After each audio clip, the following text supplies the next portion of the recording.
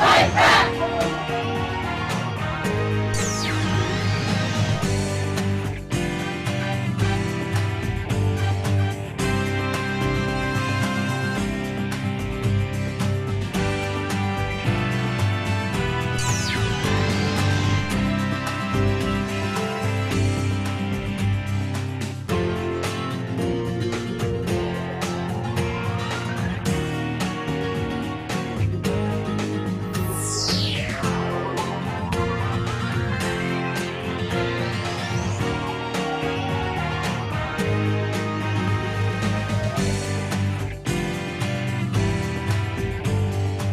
Hey, my new book, The Hidden History of the War on Voting, Who Stole Your Vote and How to Get It Back, is arriving in bookstores on February 10th. More information is available at all fine bookstores. I cover how the heartbeat of democracy depends on the vote. This book goes into depth on the racist legacy of our vote and the unique struggles of African Americans, women, and Native Americans. In part 2, there's a deep dive into the economic royalist modern war on voting. And part 3 is the solution section, how to get out there and get active. I'm also on the road to the book tour for The Hidden History of Voting. Join me on Monday, February 17th in San Francisco for the Berkeley Arts and Letters series, on Wednesday, February 19th at Town Hall, Seattle, Sunday, February 23rd for the Blue State Ball in Minneapolis, Friday, February 28th at Powell's in Portland, and Sunday, March 1st in Chicago. More information is available at thomhartmann.com. This book is the third in the series after The Hidden History of Guns and the Second Amendment and The Hidden History of the Supreme Court and the Betrayal of America. For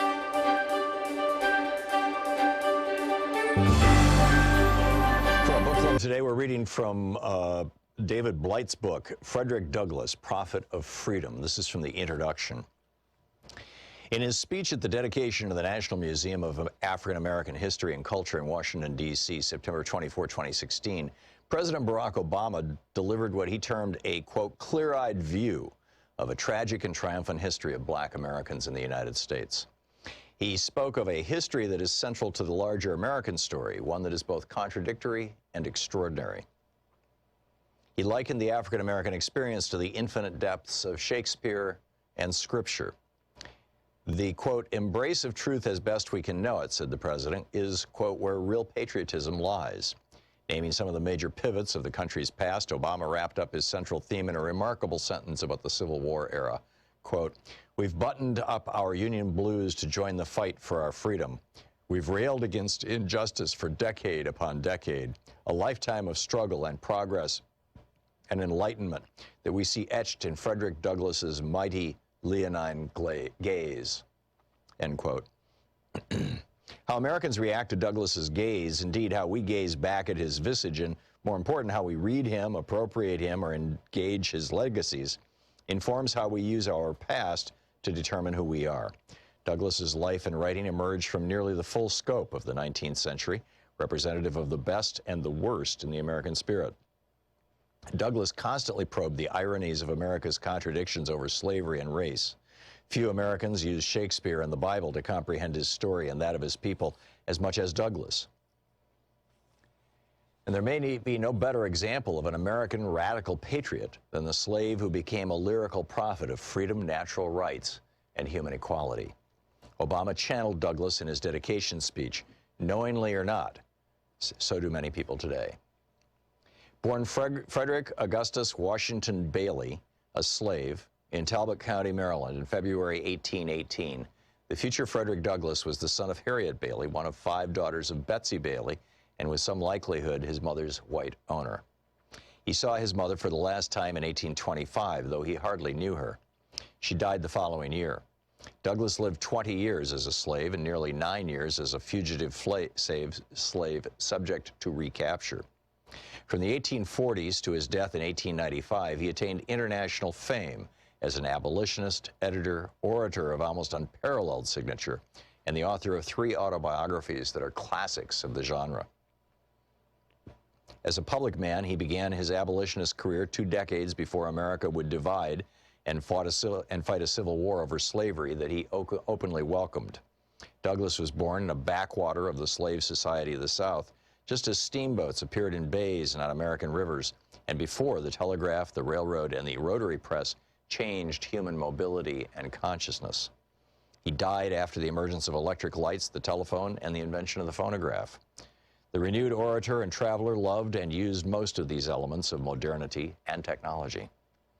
Douglas was the most photographed American of the 19th century, explained in this book and especially by the intrepid research of three other scholars I write upon. Although it can never really be measured, he may also have been, along with Mark Twain, the most widely traveled American public figure of his century. By the 1890s, in sheer miles and countless number of speeches, he had few rivals as a lecturer in the golden age of oratory. It is likely that more Americans heard Frederick Douglass speak than any other public figure of his time. Indeed, to see or hear Douglass became a kind of wonder of the American world. He struggled as well with the pleasures and perils of fame as much as anyone else in his century, with the possible exceptions of General Ulysses S. Grant or P.T. Barnum. Douglass's dilemma with fame was a matter of decades, not merely of moments, and fraught with racism. The orator and writer lived to see and interpret black emancipation, to work actively for women's rights long before they were achieved, to realize the civil rights triumphs and tragedies of Reconstruction, and to witness and contribute to America's economic and international expansion in the Gilded Age.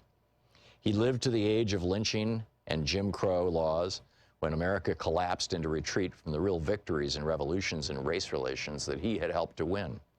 He played a pivotal role in America's second founding out of the apocalypse of the Civil War, and he very much wished to see himself as a founder and defender of the Second American Republic. In one lifetime of anti-slavery, literary, and political activism, Douglass was many things, and this set of apparent paradoxes makes his story so attractive to biographers, as well as to so many constituencies today. He was a radical thinker and a proponent of classic 19th century political liberalism. At different times, he hated and loved his country. He was a ferocious critic of the United States and all its hypocrisies, but also, after emancipation, became a government bureaucrat, a diplomat, and a voice for territorial expansion. He strongly believed in self-reliance and demanded an activist interventionist government at all levels to free slaves, defeat the Confederacy, and to protect black citizens against terror and discrimination. Douglass was a serious constitutional thinker, and few Americans have ever analyzed race with more poignancy and nuance than this mostly self-taught genius with words. He was a radical editor, writer, and activist. The book Frederick Douglass by David Blight. Want to connect with the show online? You can find the Thom Hartmann Program on Facebook, Twitter, and Instagram.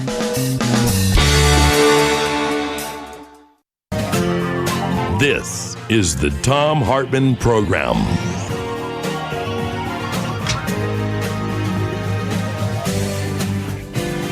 There is an app for that. Thankfully, in the wisdom of the technologists, the old paper system of keeping track of the Iowa caucuses was updated. And there is an app for that. We will be with you in the order that is received. Errors might have been there all along. Telephone number here is 202-808-9925. It's 202-808-9925. I'm not freaked out about it. I wasn't ready for... Cable news didn't get it right. Daytime radio gets to talk about it instead. As long as there's a paper record and a real result, I am cool to delay gratification. I am not 3 years old anymore. As addicted to social media dopamine hits as I otherwise might be. But there is an app for that. The call-in number is 202-808-9925, 202-808-9925. NBC News and Washington Post reporting that social media was flooded with conspiracy theories, many of them pushed by conservative, can we even call them conservative? Reactionary, alt-right pundits, Mike Cernovich, Donald Trump himself. But we don't know who in Iowa. If we learn it during the show, we will share it with you. And we'll be doing a straw poll. We'll be doing a straw poll about whether or not there should be an Iowa caucus. Here's a case for the caucus. an argument in favor. Not an argument in favor for the app. Not an argument in favor of having to wait till the next day. And we shouldn't freak too much out about it, right? Because there's a paper record. It's only in the modern era of I get every single thing right now, unless I might have to wait a day because I ordered it online, that we expected to get everything right away. As long as there's a paper record, as long as I took pictures of this stuff, as long as they just have to do the math and it's the hold times are long to call them in. Somebody has to ride around on the Pony Express to collect the pieces of paper. As long as there is a record, we'll know. Whoever won lost something. Whoever won did get, it was a bummer for them. If Pete Buttigieg, for instance, did get the most votes, as he seemed to suggest, then it's a bummer he didn't get his moment to be the only one to give a victory speech, because we essentially saw 5 kind of victory speeches. Elizabeth Warren was maybe the most circumspect of the 3 people who seemed like they did well. Joe Biden, I wouldn't describe what he did as a victory speech, but he got to give something other than, oops, I didn't win speech, but don't worry, South Carolina will come soon. I want to make an argument for the caucus. It's a face-to-face opportunity with candidates. It's a face-to-face opportunity with supporters of candidates. It's an actual reward. It provides an actual reward for grassroots organizing. It offers a different kind of vetting. And yes, you were listening to Thom Hartmann Program. I'm Jefferson Smith, honored to sit in today on App Day, where not only did I wear a coat and tie, I wore a vest.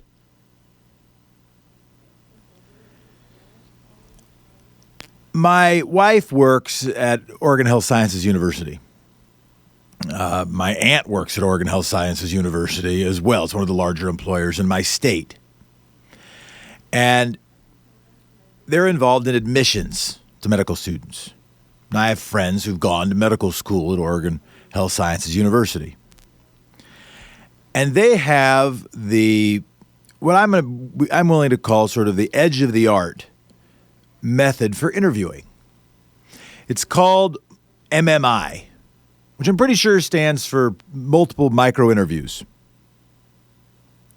What we know from interviewing people is that the interviewer garners most of their judgment about the interviewee in the first about a minute.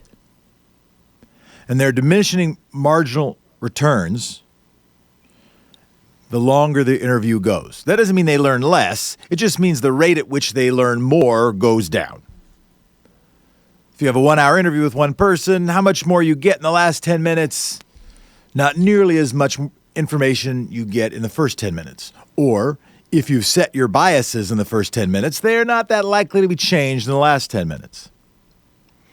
And so the makers of the MMI system, what is viewed as the best way to do an interview system, said, I know, instead of one person doing a 1-hour interview, we're going to run them through 8 mini interviews. And in fact, in each of them, it's going to be a somewhat different exercise.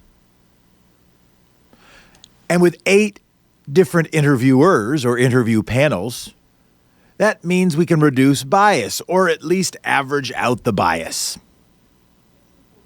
And by running them through different exercises, we don't have to just see the elephant's tail or leg or ear or trunk. We can get a 360-degree look at the candidate, the applicant.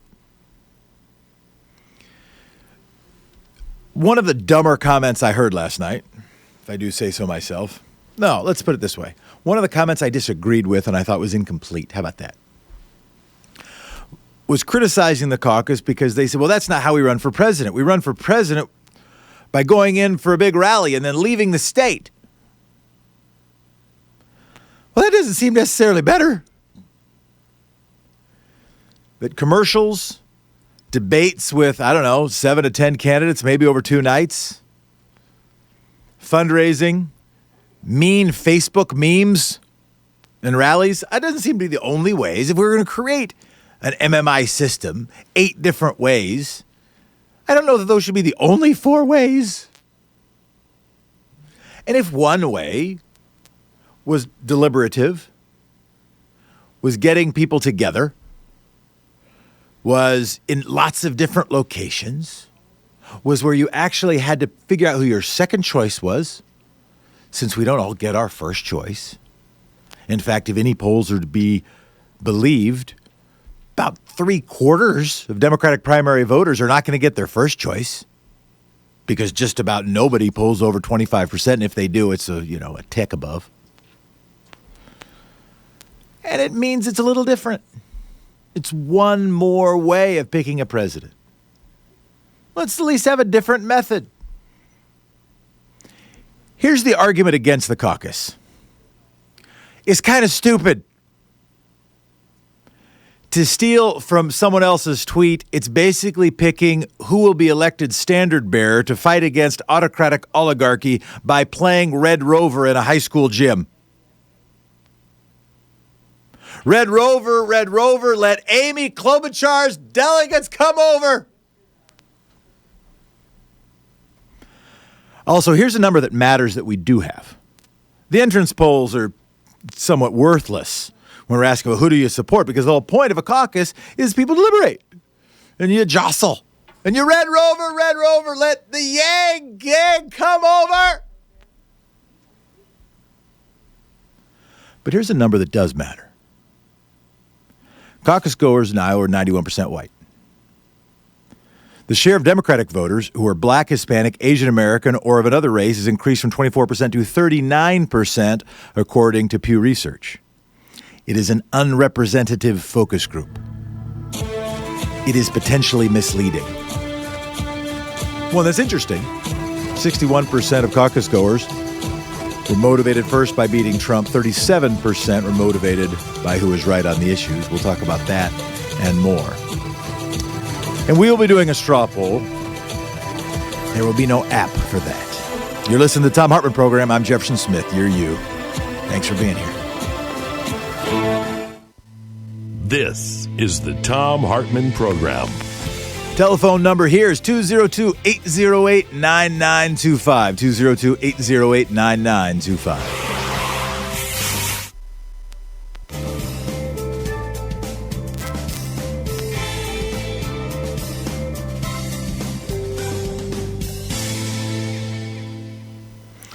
Lola, you have the honor or privilege, or maybe the opposite of that, of being the very first caller of the day. Thank you for calling from Abbeville, I think it is, Georgia. Go ahead. Yes, thank you so much, Mr. Smith, for taking my call. I'll try to be as brief as possible. When I was watching RT, is it RT TV or RTV or whatever, yesterday, it captioned across the bottom of the screen that President Trump himself was requesting that the numbers from the Iowa caucus be withheld. Does Russian television have another source? Do you have another citation for that?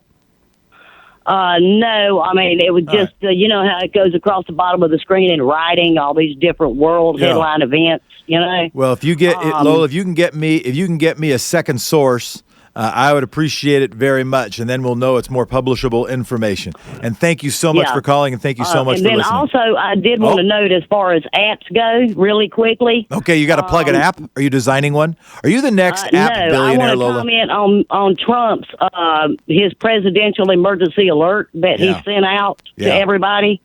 Would have had to go SMTP over HTTP to reach the whole country. Yeah. Which is illegal on a mobile device. I appreciate the call, Lola. Carly from Fitzwilliam, New Hampshire, in the United States of America. How you doing, Carly? Oh, I'm doing pretty good today. Just caught the beginning of your show. Yeah, I come home last night from my second shift work and find out the Democratic computer blew up. I don't know if there was actual combustion. I don't know if anybody was singed. There's certainly combustion.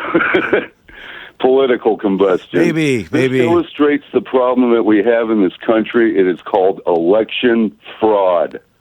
Okay, now I'm not accusing the Democrats or anybody of it, but it's a general trend that they have gone electronic, and the solution is simple, old-fashioned, counterintuitive. It is called the paper ballot.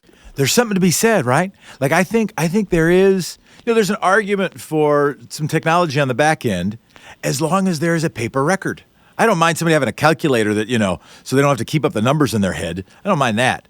But having a paper record. It also defeats the far right's accusation that there was tons of illegal voting by illegal aliens. First of all, that concept is just ridiculous. Crap.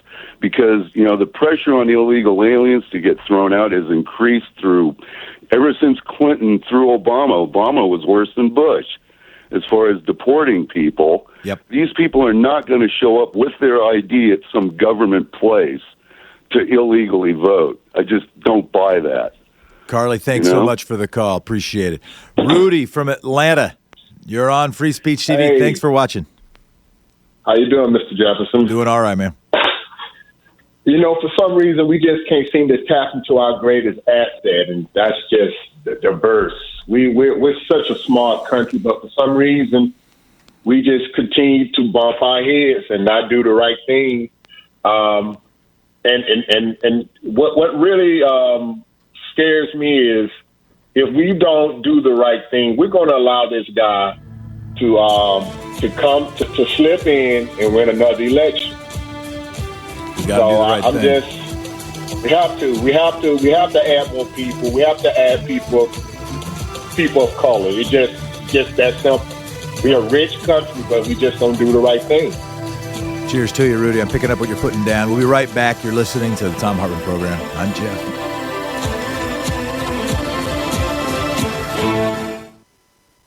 Our free Hartmann Report podcast recaps the show every day. It's available wherever you find great podcasts.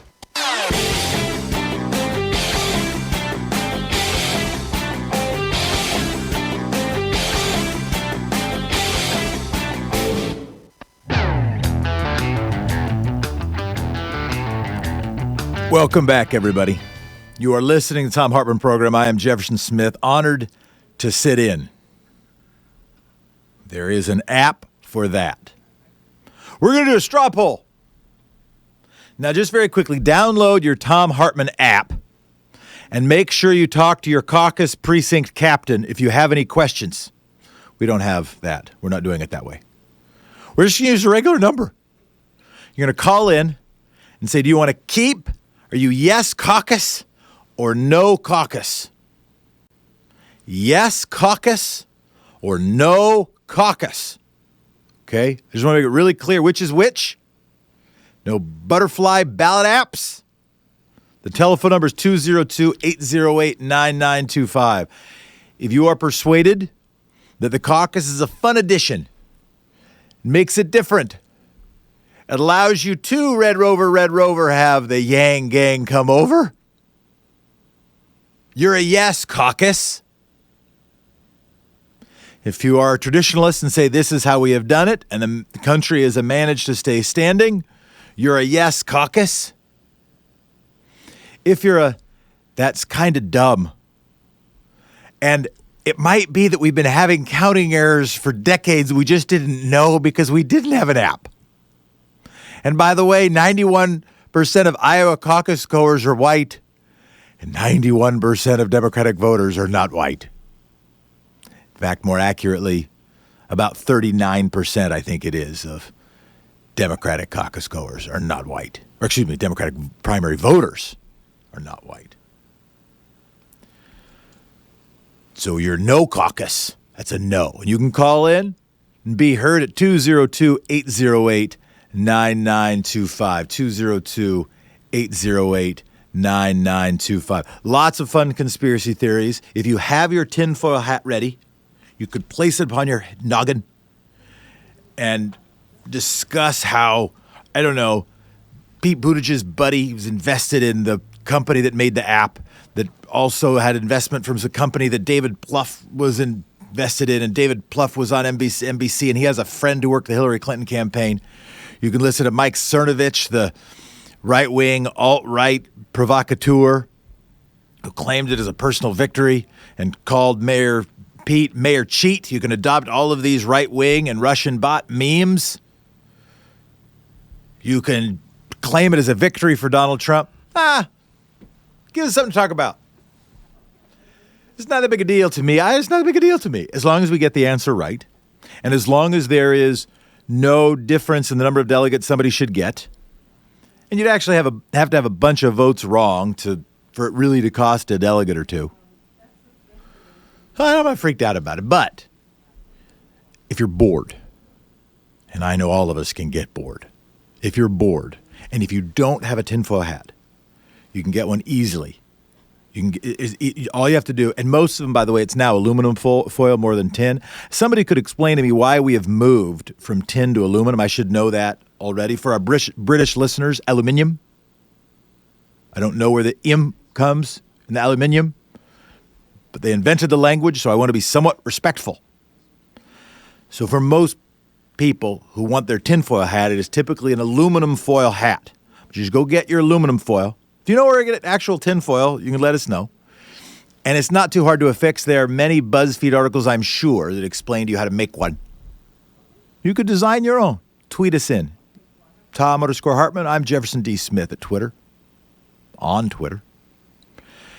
And there are any number of conspiracy theories that you can subscribe to about this. For my part, if I'm using Occam's razor, people know Occam's razor, right? The simplest explanation is often the accurate one.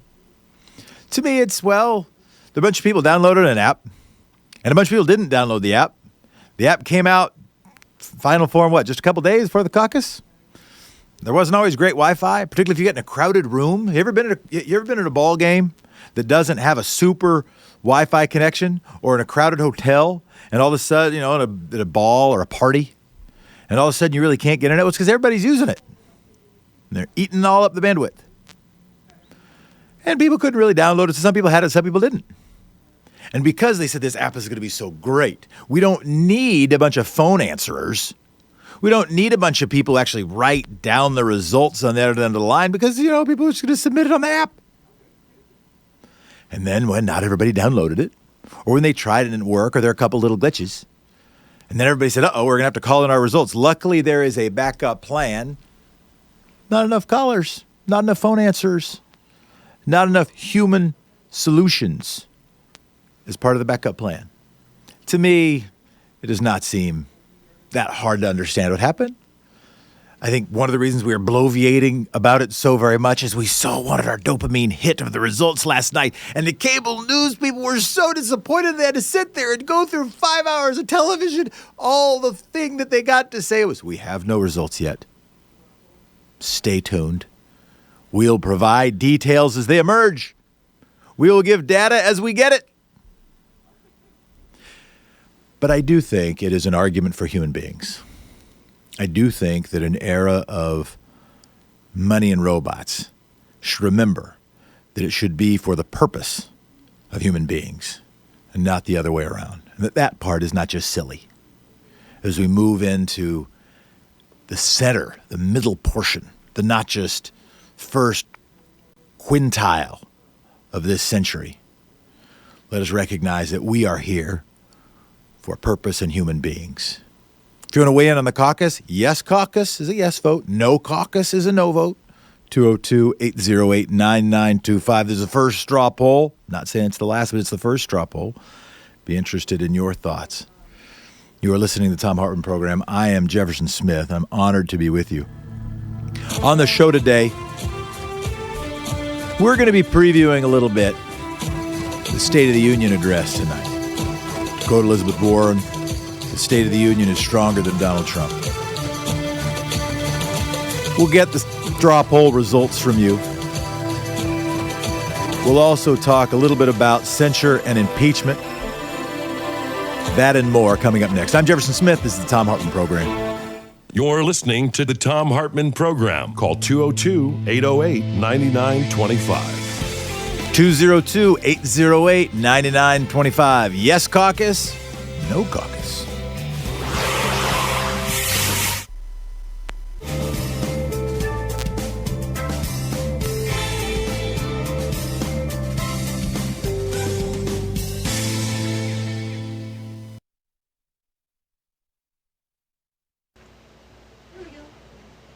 Program. Our book today in the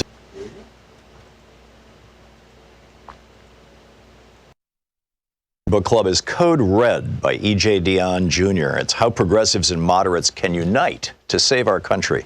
This is from the introduction, titled The Opportunity We Dare Not Miss. Will progressives and moderates feud while America burns? Or will these natural allies take advantage of a historic opportunity to strengthen American democracy and defeat an increasingly radical form of conservatism? The choice in our politics is just that stark. This book is offered in a spirit of hope, but with a sense of alarm.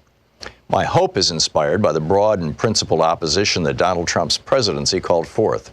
It is a movement that can and should be the driving force in our politics long after Trump is gone. His abuses of office, his divisiveness, his bigotry, his autocratic habits, and his utter lack of seriousness about the responsibilities of the presidency drew millions of previously disengaged citizens to the public square and the ballot box. The danger he represented inspired young Americans to participate in our public life at unprecedented levels. Tens of thousands of Americans, especially women, have gathered in libraries, diners, and church basements to share wisdom, to organize, and in many cases to run for office themselves. These newly engaged citizens have created an opportunity to build a broad alliance for practical and visionary government, as promising as anything since the Great Depression gave Franklin Roosevelt the chance to build the New Deal coalition. To seize this opening, progressives and moderates must realize that they are allies who have more in common than they sometimes wish to admit. They share a commitment to what public life can achieve and the hope that government can be decent again. They reject the appeals to racism that have been Trump's calling card and the divisiveness at the heart of his electoral strategy. Together, they long for a politics focused on freedom, fairness, and the future. This new politics would be rooted in the economic justice that has always been the left's driving goal, and in the problem-solving approach to government that moderates have long championed. It's true that these camps often battle over whether the nation should seek restoration or transformation in the years after Trump. In fact, our country needs both. To restore the democratic norms we have always valued, we must begin to heal the social and economic wounds that led to Trump's presidency in the first place. Yet there is resistance to common ground among progressives and moderates alike. They often mistrust each other's motives, battle fiercely over tactics, argue over how much change our country needs, and squabble over whether specific policy ideas go too far or not far enough. The moderate says, "Hey, progressive, you think that if you just lay out the boldest and most ambitious approach to any given problem, the people will rally to your side. Really? For one thing, people may like your objective, but think you're changing things way more than we have to. And we can battle to the death over, say, a Democratic Party platform plank or the first draft of a bill. But without the hard negotiating and compromising that legislative politics requires, a bold idea will remain just a platform plank. That really doesn't do anyone any good. You subject everyone to so many litmus tests that we might as well be in chemistry class. And God save us from your abuse on Twitter if we disagree with you. You lefties have no idea how to win elections outside of Berkeley or Brooklyn, and some of your ideas are so sweeping that they'll scare potential voters away." At this point, the moderate is likely to wield the sturdy old punchline, "Don't let the perfect be the enemy of the good." But hold on, says the progressive. You moderates spend so much time negotiating with yourselves that you compromise away goals and priorities before the real battle even begins. Your ideas get so soggy and complicated that they mobilize no one and mostly put people to sleep. Better to have the courage of your convictions, lay out your hopes plainly and passionately, and inspire voters to join in. Besides, you middle-of-the-roaders were so petrified of Ronald Reagan and the right wing that you caved into the Gipper's economic ideas, let inequality run wild, and gave us a racist and grossly unfair criminal justice system. The extremists have pulled the political center so far right that the only way back to sanity is to show our fellow citizens what a real progressive program looks like. At the risk of sounding like a perhaps unwelcome counselor attempting to ease a family quarrel, I would plead with moderates and progressives to listen to each other carefully. If the events since 2016 do not teach moderates and progressives that they must find ways of working together, nothing will. If they fail to heed each other's advice and take each other's concerns seriously, they will surrender the political system to an increasingly undemocratic right with no interest in any of their shared goals, priorities, and commitments. Moderates are right about the complexity of getting things done in a democracy. Even when the boldest ideas have prevailed, they did so because complex coalitions were built. Important, and it should be said often legitimate interests were accommodated, and some lesser goals were left by the wayside to be fought for another day. Moderates are also right that democracy requires persuading those who are open to change but worry about how this or that reform might work in practice or affect them personally. Think losing their private health insurance. Disdaining as sellouts, those who raise inconvenient questions or express qualms, is not the way to build a majority for reform. Moderates are also right that Americans in large number are tired of politics that involves more yelling than dialogue, more demonizing than understanding.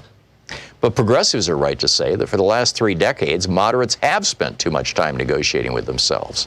Consider all the effort Democrats put into wooing Republicans by responding to their proposals to amend Obamacare. The book Code Red by E.J. Dionne Jr.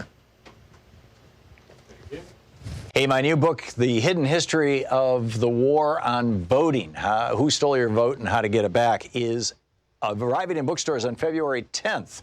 More information is available at all fine bookstores. I cover how the heartbeat of democracy depends on the vote. This book goes into depth on the racist legacy of our vote and the unique struggles of African Americans, women, and Native Americans. In part 2, there's a deep dive into the economic royalist modern war on voting. And part 3 is the solution section, how to get out there and get active. I'm also on the road to the book tour for The Hidden History of Voting. Join me on Monday, February 17th in San Francisco for the Berkeley Arts and Letters series, on Wednesday, February 19th at Town Hall, Seattle, Sunday, February 23rd for the Blue State Ball in Minneapolis, Friday, February 28th at Powell's in Portland, and Sunday, March 1st in Chicago. More information is available at thomhartmann.com. This book is the third in the series after The Hidden History of Guns in the Second Amendment and The Hidden... Hello, everybody. You are listening to Thom Hartmann Program. I am Jefferson Smith, honored to sit in today. In just a moment, we will have Art Cullen, the editor of the Storm Lake Times in Iowa. We will ask him one of our questions, which is, yes caucus or no caucus? As people have been waiting patiently, we'll hear just a few of the early votes, and then we will go back to Art Cullen. Donna from Bonnie Lake, Washington. Yes. Good morning, Jefferson. Yes caucus or no caucus? I'm probably for a primary, but there's one other reason to have a caucus, though. Okay. And that would be you get the local party gets information on people who are interested in politics. Yeah, so it's an organizing tool. You can do list building. Thank you very much, Donna. Yes, hello? Kurt, go ahead. Yes caucus or no caucus? My name is Jared. Oh, sorry, Jared. Yes caucus or no caucus? No caucus. Thank you very much. Kurt, XM Radio. Ankeny, Iowa, thank you for calling in. Yes caucus or no caucus? No caucus. I'm a proud Iowa Democrat. Thank you very much, Kurt. We're doing speed round on the votes. Mark from Costa Mesa, yes caucus or no caucus? No caucus. Thank you very much, Mark. And Kara will take your vote. Yes caucus or no caucus from South Carolina? No caucus. Thanks for being on Free Speech TV again. Thank you for calling in, Carol. We appreciate you. Let us get to our guest. Art Cullen. So far, the early returns are not looking good for the caucus. I understand. If you were going to make a caucus decision, and if you were representing the caucus, today is not the day that you'd want to have that election. The caucus is not looking good this morning. Art Cullen, thanks for being with us. Well, thanks for having me. Is this the end of the caucus? Well, that's certainly the way it's sounding. The caucuses have been under attack for many years, and every 4 years the Democratic and Republican state parties go to Washington to defend the first-in-the-nation status, and then there's been subsequent attacks on accessibility, the diversity of the state in general, and whether Iowa is an appropriate place to winnow the field. And this would appear to be the final argument to kill the caucuses. And there's been a lot of people who've wanted to big money people want to eliminate the caucuses for a long time because it's easier to control election with TV ads than it is to go out and have to organize precinct by precinct and actually meet real people.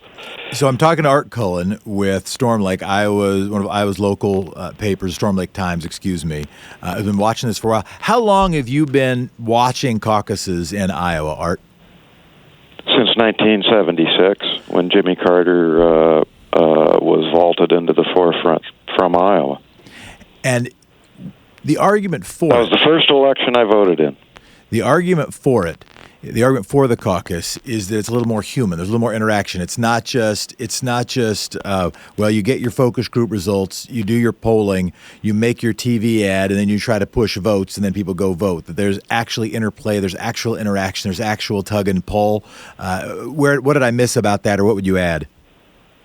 Yeah, and as you referred to earlier with the caller, it's a party-building exercise. It was never intended to be a primary election and to pick a winner, as it were. Everybody always asks me, who's going to win the Iowa caucuses? Well, the old saying goes, there's 3 tickets out of Iowa to New Hampshire. It's really about winnowing the field, which we did effectively this year, and that's from 25 candidates down to an effective field of about 5.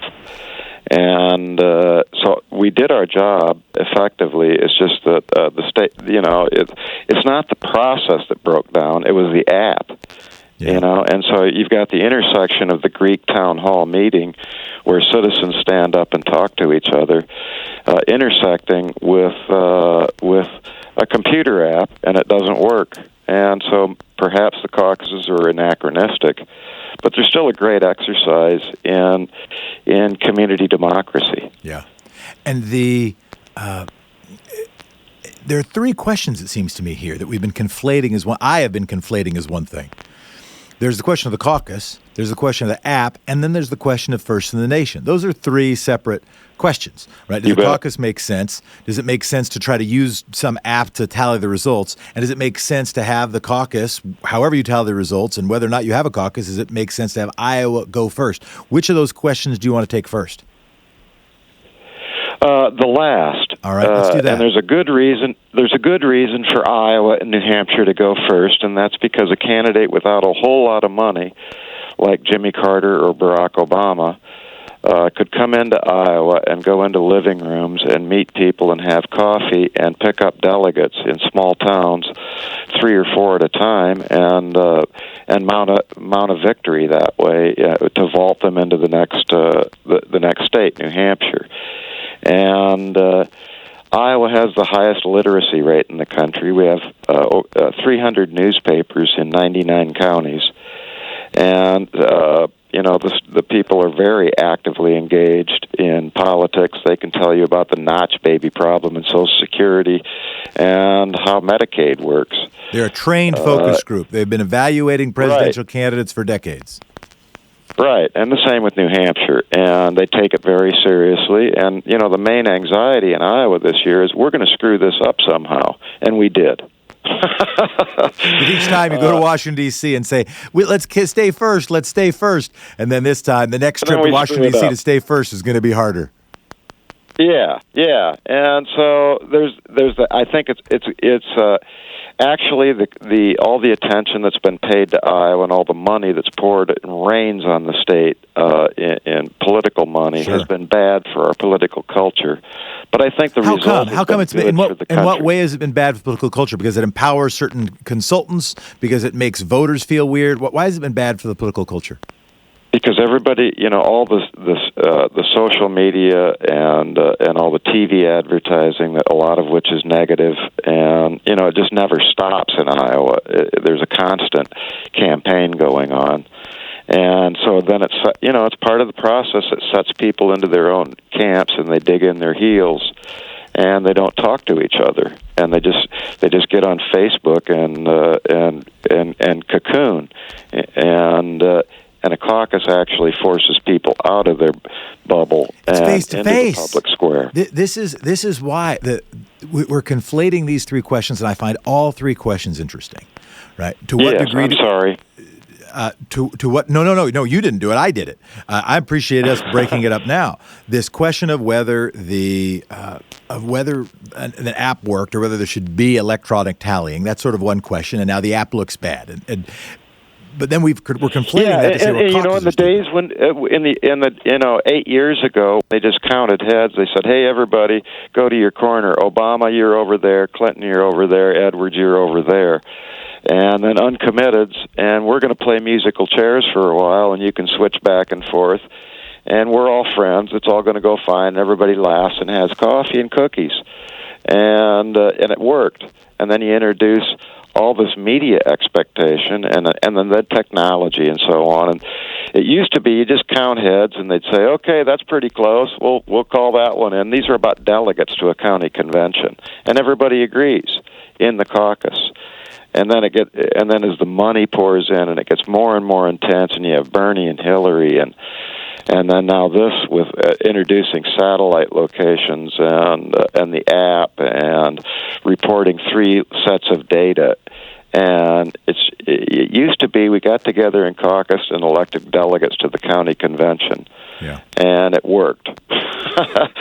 So now, you embedded in your it's defense going at light speed now. Yeah, and we're talking to Art Cullen. We're about to wrap, but what is your response to? You made a case for New Hampshire and Iowa being early because they're small. There are other small states. Nevada is a relatively small state. New Mexico is a relatively small state. And it's set up nicely with South Carolina. Now you got these largely Anglo states, New Hampshire and Iowa, leading up to largely African American states, South Carolina, and no state with a largely Latino state, Nevada.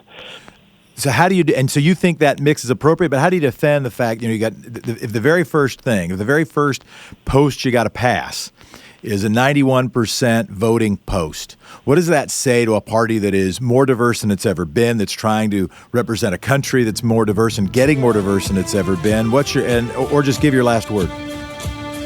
I give you Barack Obama. I appreciate it. Jesse Jackson placed third. Are you? Were you featured in the vampire movie? You're one of the Cullen family. Were you in Twilight? I actually am a vampire, and I'm being exposed to sunlight right now, and I'm not sure what it's going to do to me. Art Cullen, thanks for joining us. You're listening to Okay, Thom thank Hartmann. you. Visit ThomHartmann.com for audio and video archives. This is the Thom Hartmann Program. We'll be hearing your votes, 202-808-9925. Pam, Free Speech TV. Yes caucus, no caucus? No caucus. Thank you so much, Pam from Charleston. Ed from Sacramento. Yes caucus, no caucus? No caucus. Thank you very much. Ed, we'll keep tallying the votes. Ryan, we're needing somebody to be a yes caucus. Ryan, yes caucus, no caucus from Philadelphia, United States. Yes caucus, a different state, and paper results. Ooh, yes caucus in a different state. We'll count that. Carol on YouTube, Seattle, Washington. Yes caucus, no caucus? No caucus. Thanks, Carol. James from Westchester. Not East Chester, not South Chester, but Westchester, PA. James, yes caucus, no caucus? The people who vote yes caucus really need to check their privilege because it disenfranchises people that have to work. Thank you very much, James. It also got a text in making the point that it disenfranchises people with disabilities. Bruce from Sacramento, yes caucus, no caucus? Oh, no caucus. Thank you. They're done. Thank you very much, Bruce. And Kevin from California, yes caucus, no caucus? Yes, paper results. Yes caucus, paper results. Thank you very much, Kevin from California. Well, folks, we'll probably take... Okay, here comes Joe from Muncie or Kokomo, Indiana. Joe, go ahead. Yes caucus or no caucus? No caucus, and we need to go to paper ballots.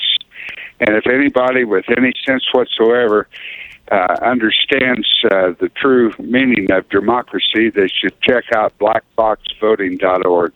Bev Harris has done extensive research and what happens with the machines that we were forced to use many years ago. All right, Joe, thank you very much for calling in. The call-in number, by the way, is 202-808-9925. The argument for something I found interesting in our conversation with Art Cullen, of course, is an Iowan, and he got his political start in caucuses and loves caucuses. The case he makes, we heard the counter-arguments as well, and I made the counter-arguments, frankly. The case he makes is that there is human connection there. That if people are, in fact, as they definitely are, getting manipulated by social media memes that are well-designed, that are offered that have robot support to bolster them, with well-funded TV ads, that some way to actually get us out of our houses. It gets us off of just our computer and phone screens and TV screens and looking at a human being's three-dimensional face is a part of politics that maybe shouldn't be lost. That's the case for Yes Caucus. Steve from Phoenix, Yes Caucus or No Caucus? Yes. Hi, Jefferson, my friend. You look very nattily attired again today. I added a vest today. What? I added a vest today. It's my fanciest suit. Oh, wow. It looks great. Yeah, I used to be a haberdasher back in Wisconsin in the day. Anyways, no caucus. It's archaic, and all the other reasons for it have already been described. Disenfranchisement affects disability people, and so much else. And also, I'm not on Facebook, a member of Facebook or Twitter. I don't see the need for it. Thank you, sir. Thank you, Steve. Appreciate it. Appreciate you calling. We will be back in just a moment. I'm Jefferson Smith. You were listening to the Thom Hartmann Program. By the way, I want to say thanks very much to the team who organizes this show. The Art Cullen interview I was really glad to get. And the reason we got that is because the producer of this show, Sean, has been doing this for a while. He's got assets and resources. We appreciate you. We appreciate the whole team. We'll be back in just a moment. I'm Jeff. Our free Hartmann Report podcast recaps the show every day. It's available wherever you find great podcasts.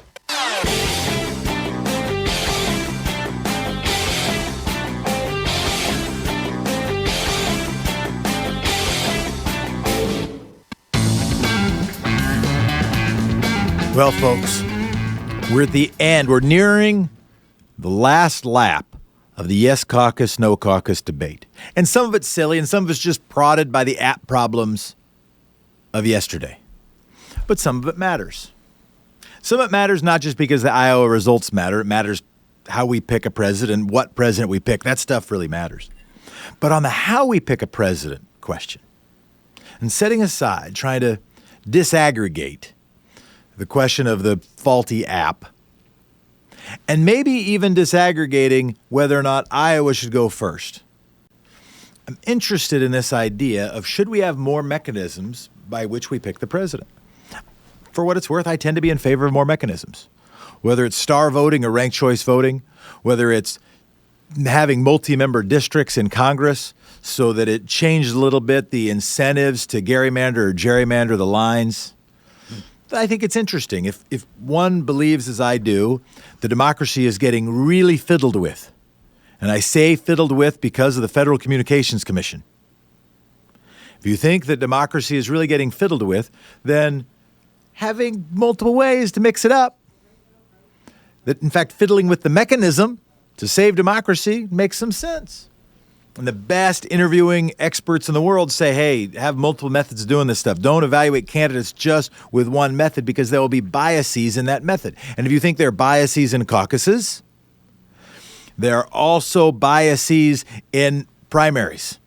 And those biases tend to be based around dough and based around how someone looks on television. That's the Yes Caucus case. No Caucus case, well, what about people who can't show up to the caucus because they're working or because they are not sufficiently ambulatory? It's hard for them to get out of the houses easily, walk around, move from Red Rover to the other Red Rover. And setting aside the question, you could do a caucus another place, but the other argument for Iowa not being first is, as I said, the issue that it is no longer, and it is not a representative sample of the Democratic electorate. Let's do another round of voting. Sandy from Denver, Colorado. Yes caucus, no Hi. caucus. No caucus, but paper, and you can stop the Red Rover by ranked choice voting. Sandy, thank And you no very to Iowa. much. Appreciate it. And no Iowa. Wait, no, you don't mean they shouldn't be a state. You just mean they shouldn't go first. No, I mean, they shouldn't be first. They should still have a piece. They should still get to vote. All right, thank you very much. Dan from Huntsville, Alabama. Yeah, no caucus, and why don't we just have all the primaries in one day? Ooh. Actually, you know what, Dan? I want to dwell on that for a moment. Here's why I actually like not having all the primaries in one day, and I have my favorite idea of how to do it, by the way. And that's because that would benefit essentially Mike Bloomberg. Maybe a candidate who had lots of grassroots money support. Elizabeth Warren might be able to pull it off. Bernie Sanders might be able to pull it off. Joe Biden actually might be able to pull it off because of just name recognition. But when you have Jimmy Carter couldn't have pulled it off. The idea of having to go to one state, have one state be the first focus group, and maybe 3 or 4 states being the first 4 focus groups means you only have to spend that money in that one or in those 4 states, and you don't have to have a $100 million budget from jump. Because if you have to have $100 million from jump just to start, just to even be credible, if Super Tuesday were the very first time we voted, it would be really hard to emerge as a candidate and have grassroots politics mean as much. So that's why I like it. But thank you, Dan, for the call. Brian in St. Paul, yes caucus, no caucus? Yes, keep some caucuses with the paper because the mix balances the biases pretty well. Brian, thanks so much. Howard, yes caucus, no caucus? Yes, caucus. I was there last night, and it really was democracy in action. You were there. Where did you? What precinct were you in? And do you have the final results? Because if you do, let me tell you, the whole country's waiting. Don't have any final results. I was in Davenport. Okay. And what was it? How many people were in your caucus? Like in your sort of high school gym, or where were you? In fact, set the scene. Yeah, it was a gym, and it was about 150 people. And did anything strike you as interesting? How many times have you caucused before? This is my second time. All right. And are you willing to say who you caucused for in the first round and second round? Yeah, I was Bernie all the way. Okay. And what was the dynamic that you saw when their candidate was not viable? What was the kind of dynamic? Did people yell at him? Did they in fact yell out Red Rover? Did they hand him $1? What was the mechanism to move over to the other side? Or did they just do it of their own volition with no coaxing? They did it of their own volition. Interesting. And who ended up in your group? Do you remember the rough ranking? Because they announced that in your room, right? Yeah, they did. Sanders won. Yeah. Warren and Buttigieg and Biden were all kind of in a close second. Clumped up. Howard, thank you so much for calling, and thank you so much for participating in democracy. You bet. Thank you. Neil from Pompano Beach. Yes caucus, no caucus? No caucus. Thank you, Neil. Pat from Washington. Hi. Yes caucus, no caucus? Or yes, streptococcus? Caucus, sort of. Caucus, sort of? Go ahead. There's just no other way to build consensus. Yeah, it is. Well, there might be, although it would be thin slicing consensus. It would be, just if you did a star voting system or a ranked choice voting system, you could get some of the same benefit. Marilyn. Hi. No caucus, paper ballots, ranked choicing, and rotate the states that go first. Maryland. All right. I wanted somebody else to say it before I did because it's more fun when we do it that way. I think that's the way to do it, right? If you want to mix, you select your states in sort of a set of, maybe let's call it 4 at a time. You divide 50 states by 4. You can divide 50 states by 4 almost. You can certainly divide 50 states by 5 handily. And then, you just have it a different clump each time, but somewhat predictable. So you always make sure there's some small states in the mix that can go early so you can have that focus group thing. You make sure they're not all white states. Make sure they're not all coastal states. Marilyn, you're a genius and a scholar. Well, I want to say thank you to Marilyn, and also thank you to all of you. I will say, I don't have the tally, but I think it was pretty easy to hear where we were listening. It's not quite fair when the caucus says it's worst night to do the election the very next day. If that happened to any prime minister, there would always be votes of no confidence. We'll be back. This is the Thom Hartmann Show. I'm Jefferson Smith. Thanks for listening. You're listening to Thom Hartmann.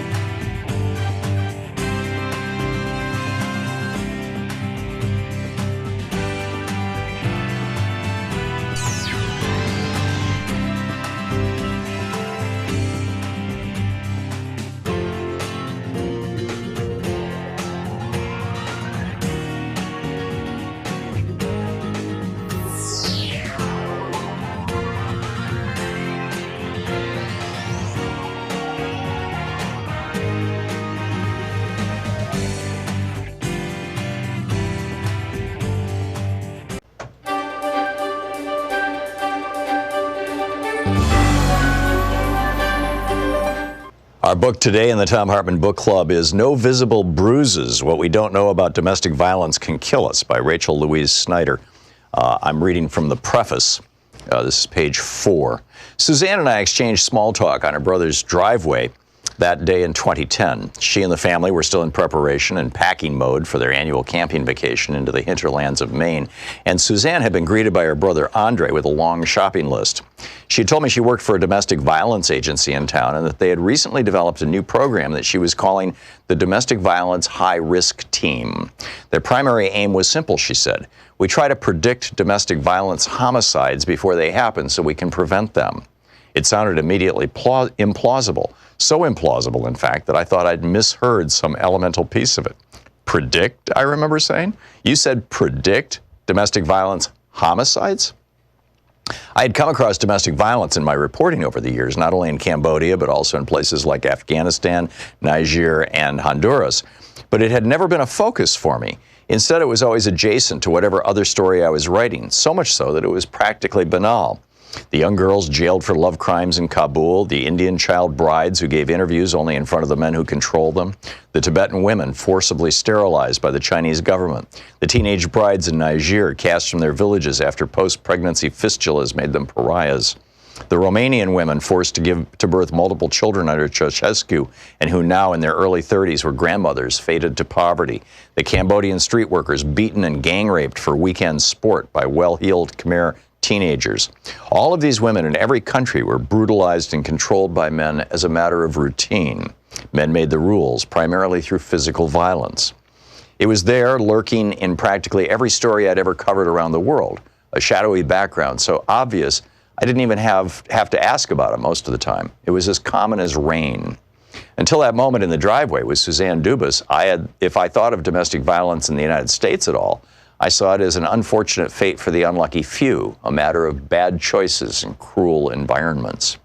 A woman hardwired to be hurt, a man hardwired to hurt. But I never envisioned it as a social ill, an epidemic we can actually do something about. Now here was Susan Dubas talking about preventative measures for a type of violence that, for the first time, I saw operating along a continuum. The young girl in India married as a child, the Tibetan woman sterilized, the Afghan woman jailed, the housewife in Massachusetts brutalized by her husband. They all shared a common privation, what domestic violence victims across the world lacked, agency in their own lives. The forces that brought a Cambodian prostitute to the brink of death were the same forces that killed thousands of women and children and men, but mostly women and children, across America and the entire globe every year. An average, in fact, of 137 women each and every day are killed by intimate partner or familial violence across the globe, and this does not include men or children. Everything in my body suddenly came alive that day. I saw all the faces of women around the world from over 2 decades of work, and I realized how rarely I'd gazed inward at my own country, at what we got wrong and what it meant. The universality of domestic violence and how it crisscrosses geographical, cultural, and linguistic barriers. Maybe all those other stories were in preparation for the day that I'd meet Paul Monson and look at the mountains from his living room windows. I ended up following Suzanne to the farmer's market and then to the grocery store and then to the liquor store as she prepped for her camping trip. I helped her carry ice and peaches and hamburger meat. I asked question after question while she drove and while her mother Pat sat in the passenger seat, chiming in here and there. How did it work? How many have you stopped? What else can you predict? My questions were vast and endless. Like many people who hold a casual acquaintance with a problem, I believed all the common assumptions. that if things were bad enough, victims would just leave, that restraining orders solved the problem, and that if a victim didn't show up to renew a restraining order, the problem had been solved, that going to a shelter was an adequate response for victims and their children, that violence inside the home was something private, unrelated to other forms of violence, perhaps most notably mass shootings, that a lack of visible injury signaled a lack of seriousness, and perhaps most of all, that unless we stand at the receiving end of a punch, such violence had nothing to do with us at all. Over the next few years, Suzanne Dubas and her colleague Kelly Dunn patiently taught me about the scope and history of an issue that still today is too often hidden. I learned why past approaches had failed and what we could do more effectively today. Between 2000 and 2006, 3,200 American soldiers were killed. During that same period, domestic homicide in the United States claimed 10,600 lives. This figure is likely an underestimate, as it was pulled from the FBI's supplementary homicide reports, which gather data from local police departments, and participation is voluntary. 20 people in the United States are assaulted every minute by their partners. Former UN Secretary General Kofi Annan called violence against women and girls the most shameful human rights violation, and the World Health Organization called it a global health problem of epidemic proportions. A study put out by the United Nations Office on Drugs and Crime cited 50,000 women around the world were killed by partners or family members in 2017 alone. 50,000 women. The UNODC report called Home the most dangerous place for women. The book, No Visible Bruises, by Rachel Louise Snyder. Hey, my new book, The Hidden History of the War on Voting, Who Stole Your Vote and How to Get It Back, is arriving in bookstores on February 10th. More information is available at all fine bookstores. I cover how the heartbeat of democracy depends on the vote. This book goes into depth on the racist legacy of our vote and the unique struggles of African Americans, women, and Native Americans. In part 2, there's a deep dive into the economic royalist modern war on voting. And part 3 is the solution section, how to get out there and get active. I'm also on the road to the book tour for The Hidden History of Voting. Join me on Monday, February 17th in San Francisco for the Berkeley Arts and Letters series, on Wednesday, February 19th at Town Hall, Seattle, Sunday, February 23rd for the Blue State Ball in Minneapolis, Friday, February 28th at Powell's in Portland, and Sunday, March 1st in Chicago. More information is available at thomhartmann.com. This book is the third in the series. That they could keep it up. And other states have since adopted their new tactic of caging voters. The book, The Hidden History of the War on Voting, by me.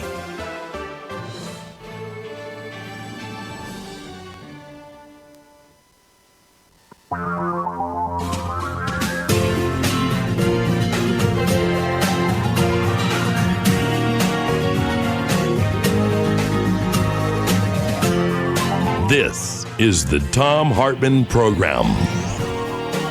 This is the Thom Hartmann Program. There is an app for that. I am Jefferson Smith, honored to sit in. In just a moment, we will release the results of our straw poll. The votes are in. They are tallied. There was not an app for that. From Borowitz, Florida offers to help Iowa count votes. Calling the delay in the release of the Iowa caucus results a threat to democracy, the state of Florida has offered to help Iowa with the vote counting process. By the way, Borowitz's satire. Others, Iowa caucus, the Fire Fest of the 2020 campaign. Breaking news, Vladimir Putin says he will release the results of the Iowa caucus in exchange for some real estate in Ukraine. Shout out to Sergio. You can tweet at us at Thom_Hartmann, or I'm Jefferson D. Smith, and appreciate the folks who weighed in. The call-in number as we move on to matters of import. 202-808-9925. What have we learned, maybe? We haven't learned the results. But do we have any new reflections? I have at least one new reflection. And it was prompted a little bit by Marilyn when she was saying we should rotate, and also by previous callers. Previous callers said, well, we ought to have ranked, and a couple different people who texted in, tweeted in, saying that we ought to have a system of vote, having a system, either ranked choice voting or one of the systems akin to ranked choice voting. So instead of just saying, here's my one that I want, and having 3/4 of the votes not matching up with the 1/4 who wins somewhere, having your second choice logged, your third choice logged. People, I think, on this program understand how ranked choice voting works. And for a primary, even my former Democratic Party chair dad, Diane the Wold Partisan, who doesn't like a lot of alternative voting systems and like strong political parties, thinks strong political parties can actually be a barrier to control the political process by money-purchased consultants. And he makes a strong argument. We quibble about it, but he makes a really strong argument. Even he likes the idea of ranked choice voting in primaries. And we have a good understanding of who the community is that we are so grateful to work with, and I'm so grateful to be your favorite substitute teacher. At least I hope I am, while I'm honored to sit here for Thom. We have a chance to listen to you and hear where this community is and hear the voices who have been so inspired. Heck, Bernie Sanders used to have a Friday spot on this radio program every week. And a question has come up about how we think about second choices and how that should work. The Washington Post had an article, the headline being that social media was a cesspool of toxic Iowa conspiracy theories, had another article making the case that Bernie Sanders supporters have been spreading nasty memes about each of the other Democratic candidates, inclusive of essentially anybody who gets any votes over 5%, 10% somewhere, anybody who's a threat to Bernie, to a level that's similar to Trump levels in 2016. One advantage of an Iowa caucus is that second choices matter. That you could, and the nice thing about a ranked choice system is you could eventually get to a majority, not just plurality, not just play as Donald Trump did in 2016 to be the one that stood out the most, to get the most ironclad small portion, but to be one of the candidates that might not be 25% of the people's first choice, but might be 50% of the people's third choice. And that might matter, that chance to unify the party. How should we, as ardent, or how should you, as ardent progressive activists, be interacting with other voters in the Democratic primary? What's the kind of conduct that we want to promote? What's the kind of movement or movements that we want to foster? What are the kind of memes we do want to share, don't want to share? If there is a meme being spread around that has Elizabeth Warren's smiling face lifted off of her face as a mask and showing Hillary Clinton's scowling face behind it, is that a message that is delivering an important piece of information? Or is that tapping into the misogyny that this culture has been dealing with since Eve? Since the story of the Bible, that somehow evil was brought into the world because of the first woman. How do we want to treat one another? What's the conduct that we want our set of movements to abide by? How can we counsel one another to have that kind of conduct? How do we want to promote passion? How do we want to promote important distinction? How do we want to promote truth? And how do we want to have the kind of movement that is big enough to not only proudly win 27%, but to run a country, and to run a country that has a voting system that requires, if not 50% plus one, then at least pretty close to that if there's a third-party candidate. Well, I will say, I'll give one thing up for Iowa. It united us pretty darn close. 81.5% of Thom Hartmann callers this morning, no caucus. That leaves about 18.5% for yes caucus.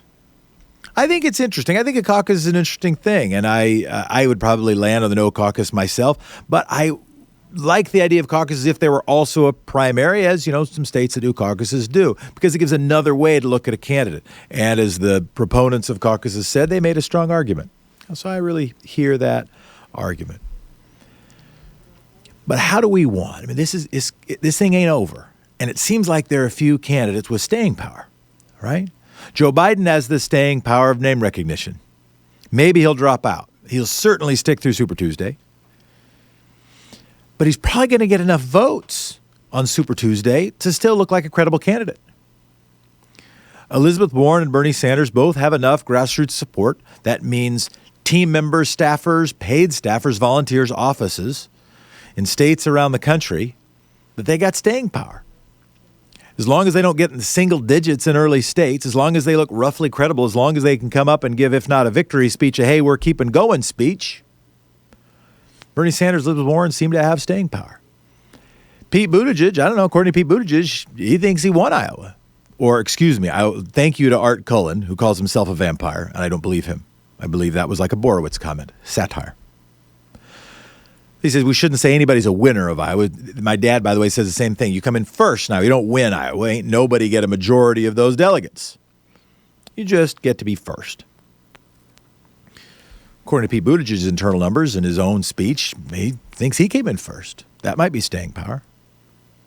So if folks have staying power, then eventually that means we're going to sort of be in this for a few more weeks, or maybe a few more months, or maybe just maybe all the way to the convention. How do we want to treat one another? How do we want to make the supporters of candidates who are second, third, fourth, or fifth, or maybe even sixth choice, how do we want them to feel?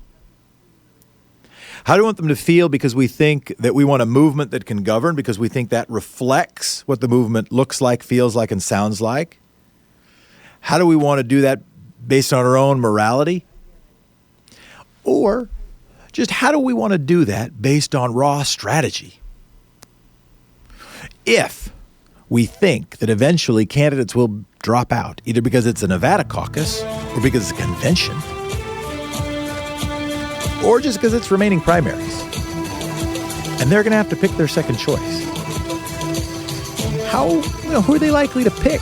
If their favorite candidate was attacked incessantly by the supporters of one of the other candidates, how likely is it they switch to them? How do we want to act? We'll be back. I'm Jefferson Smith. This is the Thom Hartmann Program. Honored to be with you. This is the Thom Hartmann Program. We'll come back with your phone calls, 202-808-9925.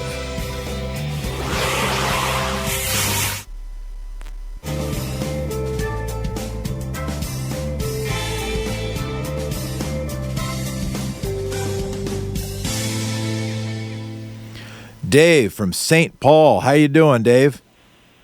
I'm doing fine, Jefferson. I was just going to I commented no for caucuses from experience in the Obama elections. We had it in Nebraska, and we gave it up because of lack of participation. Aha. Because people didn't show. Out of 1,500 registered Democrats, we got 65 people. And so it just didn't feel anywhere close to representative. Exactly. Yeah. There'd be one thing, and as we think about it, some of these could happen informally, but they could happen early enough where they were announced. You could 65 people in Nebraska would be enough if they were selected to be demographically representative. Right? You could have a jury of a pool that size and then give them a day or two to deliberate, argue, and then release their voting results. And I'm not saying that'd be a binding thing, but that'd be another way. Essentially, it's a sortition way of doing a straw poll that is not just based on who is sufficiently ambulatory, who doesn't have a job that interferes with it, who's seen enough, who's politically engaged enough, all of those things, not just one of those things, in order to participate. You could do something like that, and it might be interesting. But Dave, thank you for offering your personal, your sort of witnessed experience in St. Paul, Nebraska. Quite welcome. Quite welcome. I think ranked choice is the answer. I think it makes a lot of sense. Johnny from Galveston, Texas. Speak your piece. Yeah, can you hear me okay? I didn't hear no sound. I hear you beautifully. Okay, good.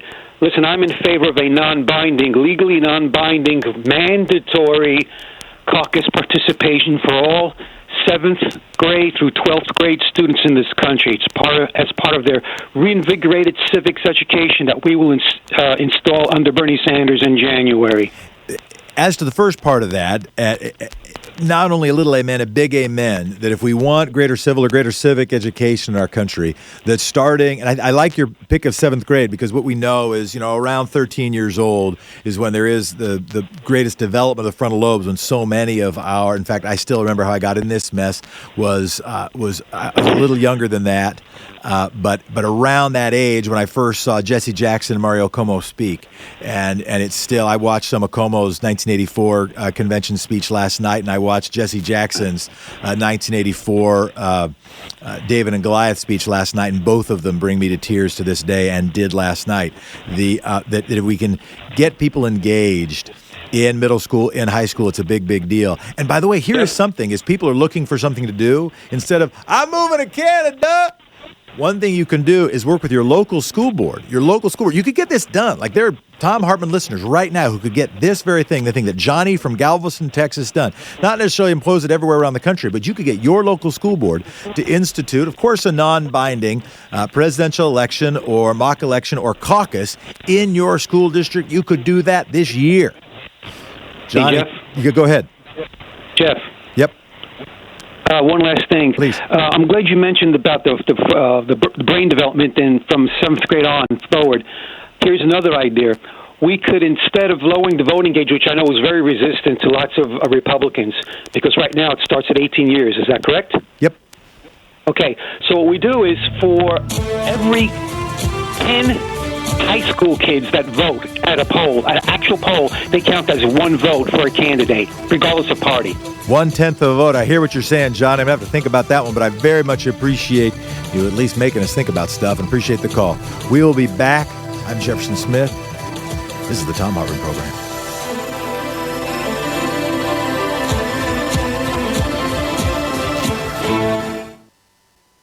Our free Hartmann Report podcast recaps the show every day. It's available wherever you find great podcasts.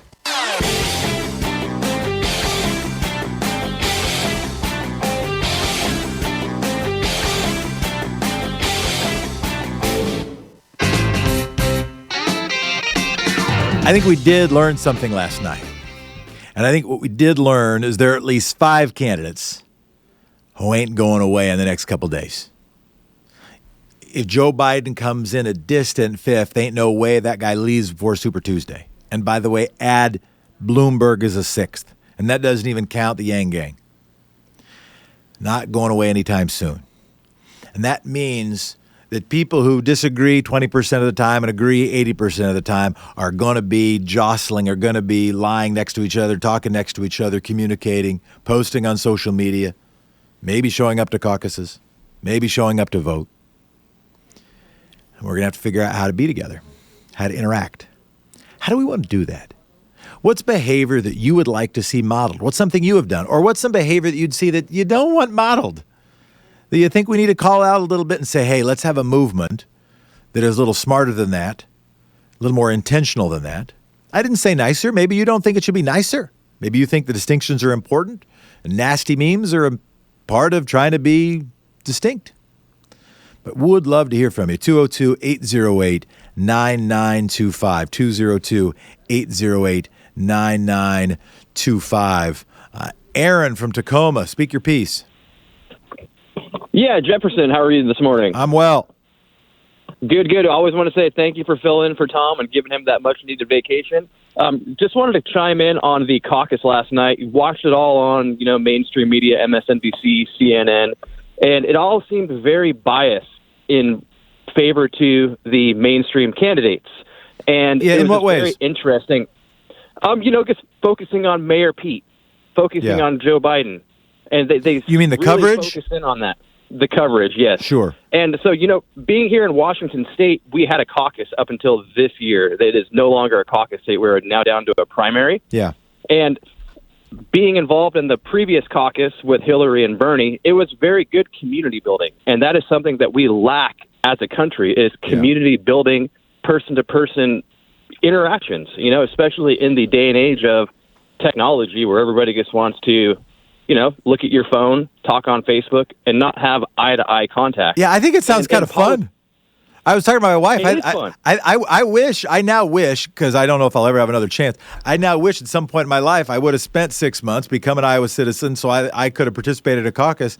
I don't know. I think I could have gotten a couple people to come over from a non-viable person to whoever I was supporting. That would have been a fun thing to do, or walk over myself. Yeah. I'll say, you could have gone even closer. You could have just moved across the bridge to Vancouver. That's a good point. I'd have to go to Iowa, Aaron. What was I thinking? No, but I can't now. It's too late.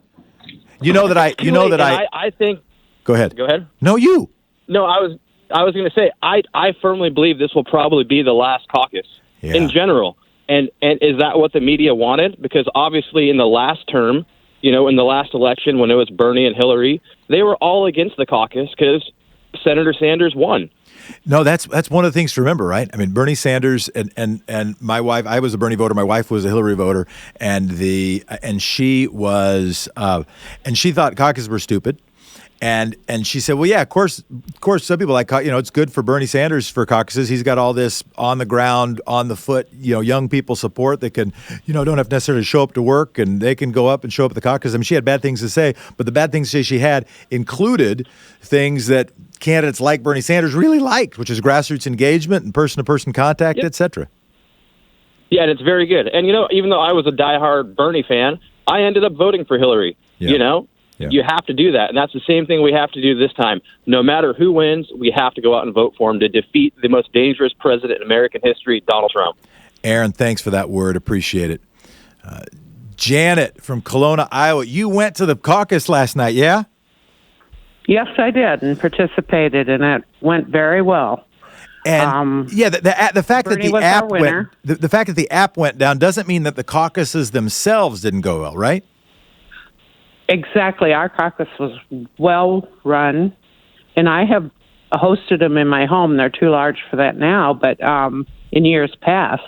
And this was well run, and it worked great. What does it take to host a caucus? What does it take to, if you used to be able to do it in your house, what do you have to do? Just say, hey, everybody, come on over? You have to call the party? How do you host one?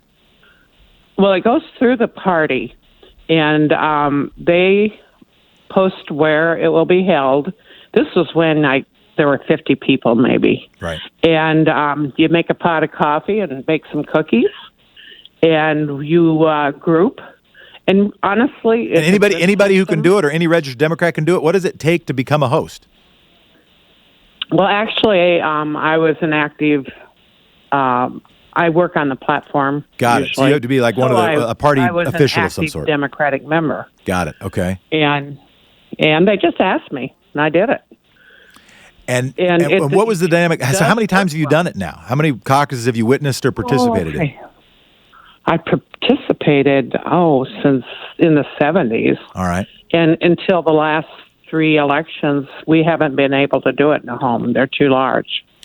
And what do you learn during the process? Do you see hearts change? Do you see people coming together? Do you see, people throwing bricks at each other? What do you witness? No, you don't see any of that. It's your neighbors. Yeah. And my neighbors have different opinions than I, and it works out real well. You do see some change of heart, but what I like about it is the person-on-person contact. Right. And you do join up at the end, but no, ours went very well. It was well run, very well organized. And I must mention that we used ballots, and we signed those ballots, so there is a paper trail. And is that true in every caucus, that everybody signs their own ballot in the first and second round? Yeah, you had front for the first, and if you need to change candidates, you flip it over and use the other side, and we did sign them. So there is a paper trail at the precinct level, and I don't know that this is not from the precinct. This problem is not from the precinct level. Well, Janet, really appreciate you calling. One of the things I love about the Thom Hartmann community is the fact that we got folks all around the country that watch stuff. Thank you for being one of those people, Janet. I thank you for taking my call. We'll be right back to the Thom Hartmann Program.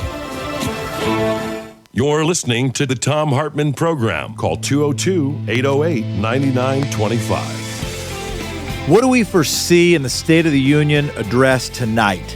What do we need to be prepared for and potentially respond to? 202-808-9925.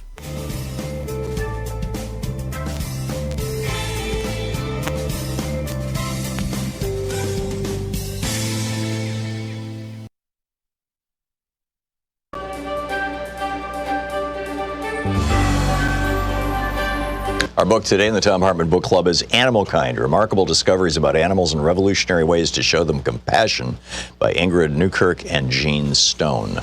This is from the very first chapter. Researchers at Germany's Max Planck Institute for Evolutionary Anthropology were dumbfounded. The excitement wasn't over a new fossil or the discovery of a previously unknown human ancestor. It was over Rico, a border collie. In experiments conducted in 2004, the very normal-seeming 10-year-old canine had learned to fetch more than 200 objects on command, and moreover, remembered them all a month later. Determined to discover the limits of Rico's abilities, the research team subjected him to a battery of cognitive tests that revealed astounding problem-solving abilities. Rico could easily retrieve from another room items he was familiar with, but when told to retrieve a new item, one he had never heard before, Rico correctly deduced that the unknown name must correspond with an unknown object, and correctly retrieved it. The Border Collie's cognitive abilities were subsequently compared to that of apes, dolphins, parrots, and eventually human children. Researchers often end up comparing their animal subjects' intelligence to humans, but is intelligence truly easy to compare, animal to human, or even animal to animal? If Rico could use the process of elimination to correctly fetch a tennis ball, does that make him smarter than an Arctic tern who journeys 44,000 miles each year between the North and South Poles? Is a piano-playing cat more intelligent than a chimpanzee who shares 99% of her DNA with humans and can learn sign language? Comparing the intelligence of animals is, in fact, no easier than comparing the intelligence of humans. Who's smarter, Aristotle or Plato, Newton or Einstein, Monet or Manet, the red-lipped batfish or Chinese giant salamanders, the Indian elephant or the African elephant? In the end, ranking the relative intelligence of animals is a futile exercise. What's more, a recent study found that less than 15% of the estimated 9 million species on Earth have been discovered. Who knows what fantastical creatures reside at our ocean's crushing depths, soar high in the stratosphere, or creep deep in the densest jungles? What fantastic intelligence do they display? Or, more so, what fantastic intelligence we can't even comprehend? We often consider intelligence as the only factor in determining which animals deserve compassion and which don't. Yet we're still so limited in our understanding of human intelligence that it makes little sense to calibrate our animal brethren based on how similar their brains are to ours. Or perhaps you could say it's simply not an intelligent way to determine importance. The goal of this book is not to merely question that superiority or to show that animals think and act like us. It's to show how they do not and to honor those differences.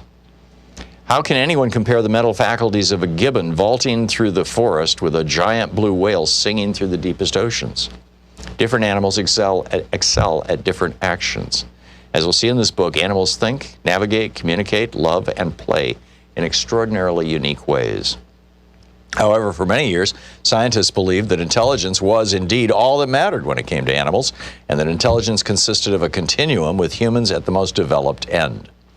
Every other species could fit neatly into that spectrum, a concept heralded by the great naturalist Charles Darwin, who wrote in his 1871 book, The Descent of Man, that, quote, the difference in mind between man and the higher animals, great as it is, certainly is one of degree and not of kind, end quote.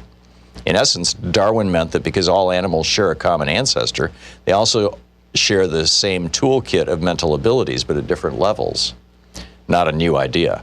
2,400 years ago, Aristotle presented his idea of natural ladder, or scala natura. Like Darwin, Aristotle advanced that all life could be conveniently ranked with lesser animals like worms on one end, intermediate animals like dogs and cats in the middle, and higher animals such as monkeys and humans at the far end. During the Middle Ages, Christian theologians expanded on Aristotle's teachings with the great chain of being, a hierarchical scale that began with God at the very top, followed by angels, humans, other animals, plants, and then minerals. Each layer of the chain also had its own hierarchy. Among humans, for instance, kings, aristocrats, and other noblemen were at the top, while peasants were relegated to the bottom. The highest-ranking animals were large carnivores like lions and tigers, who were untrainable and therefore seen as superior to docile animals like dogs and horses. Even insects were subdivided, with honey-producing bees ranked higher than mosquitoes and plant-eating beetles.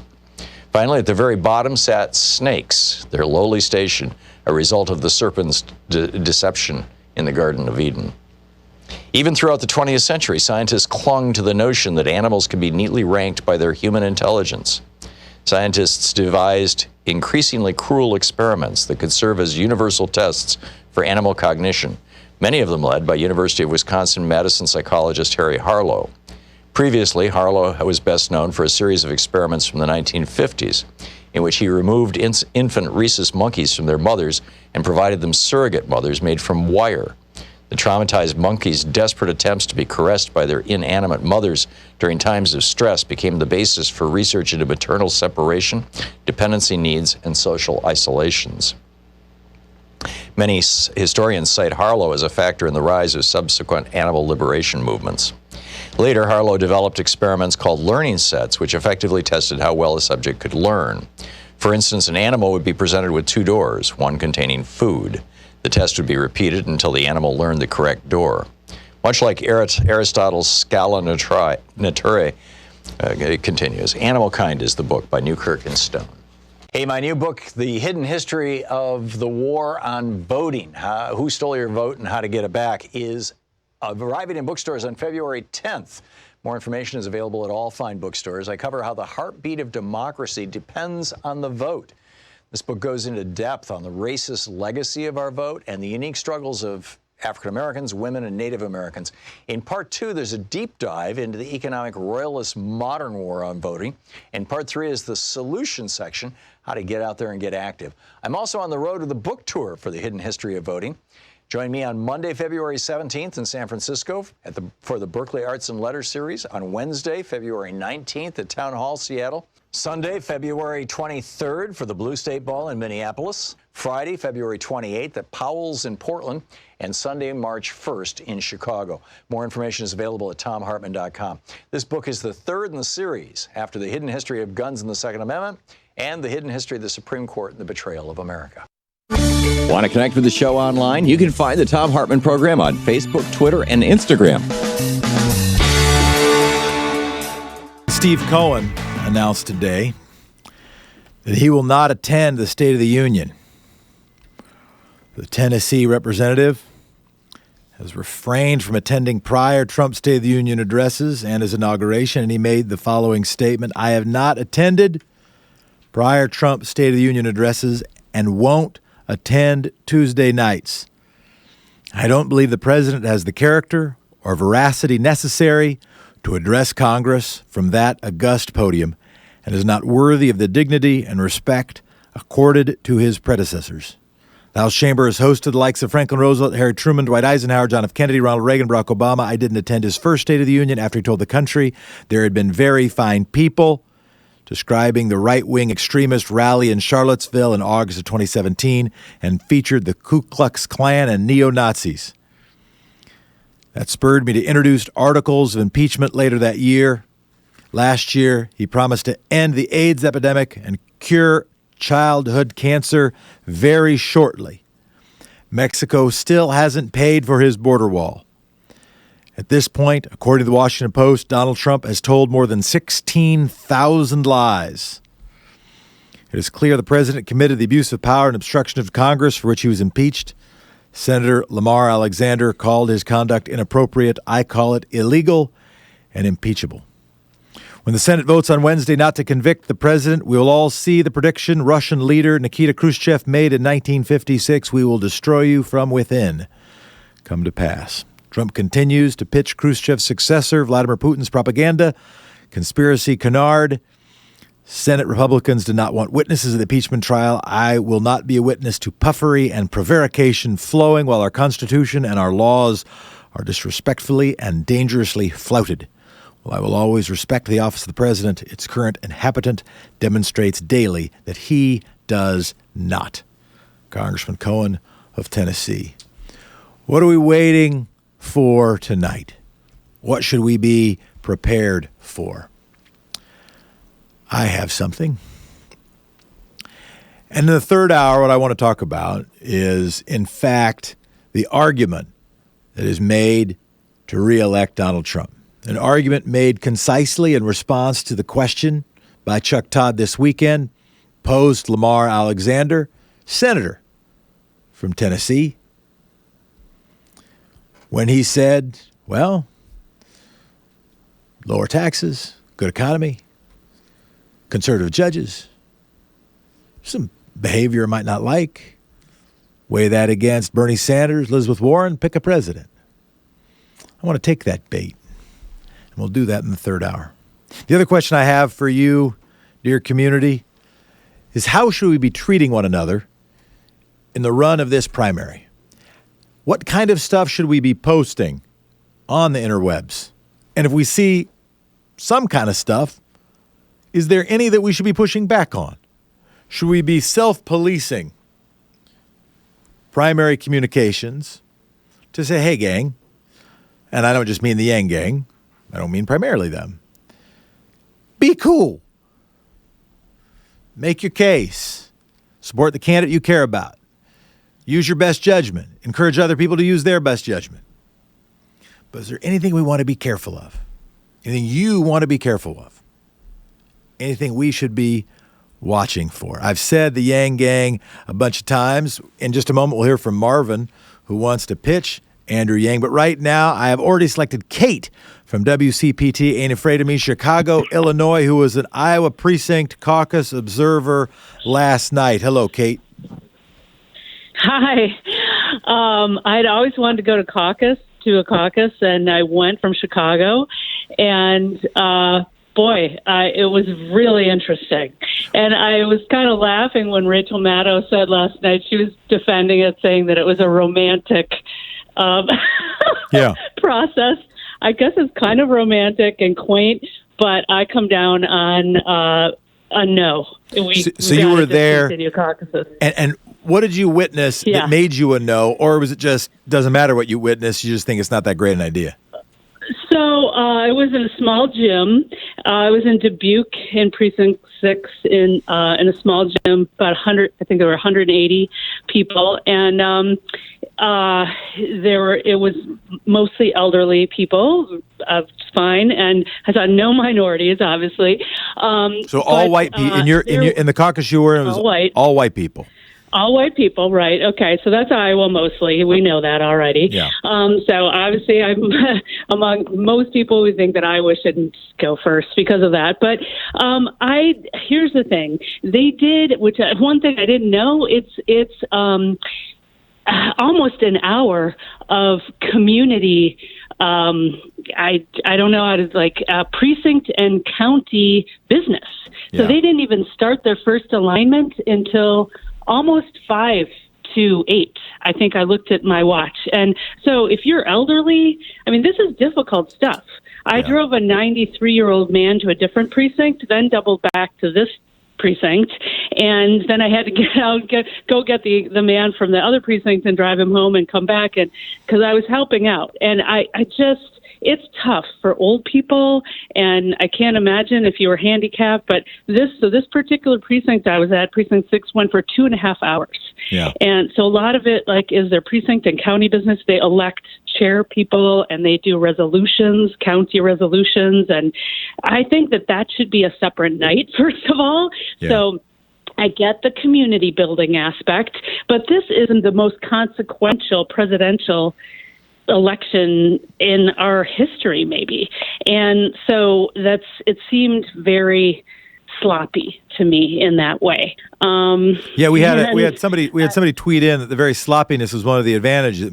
Everything being focused on slickness. If you started out by just some state like California, everybody casting the votes, the campaign consultants would use focus groups and polls and spend a bunch of money that thing would be over before it started. And I get that, but I had also canvassed. I'd knocked doors the day before for Warren and in Dubuque, and 3 different people told me that they would love to have gone canvassing on Monday night, but they had to work.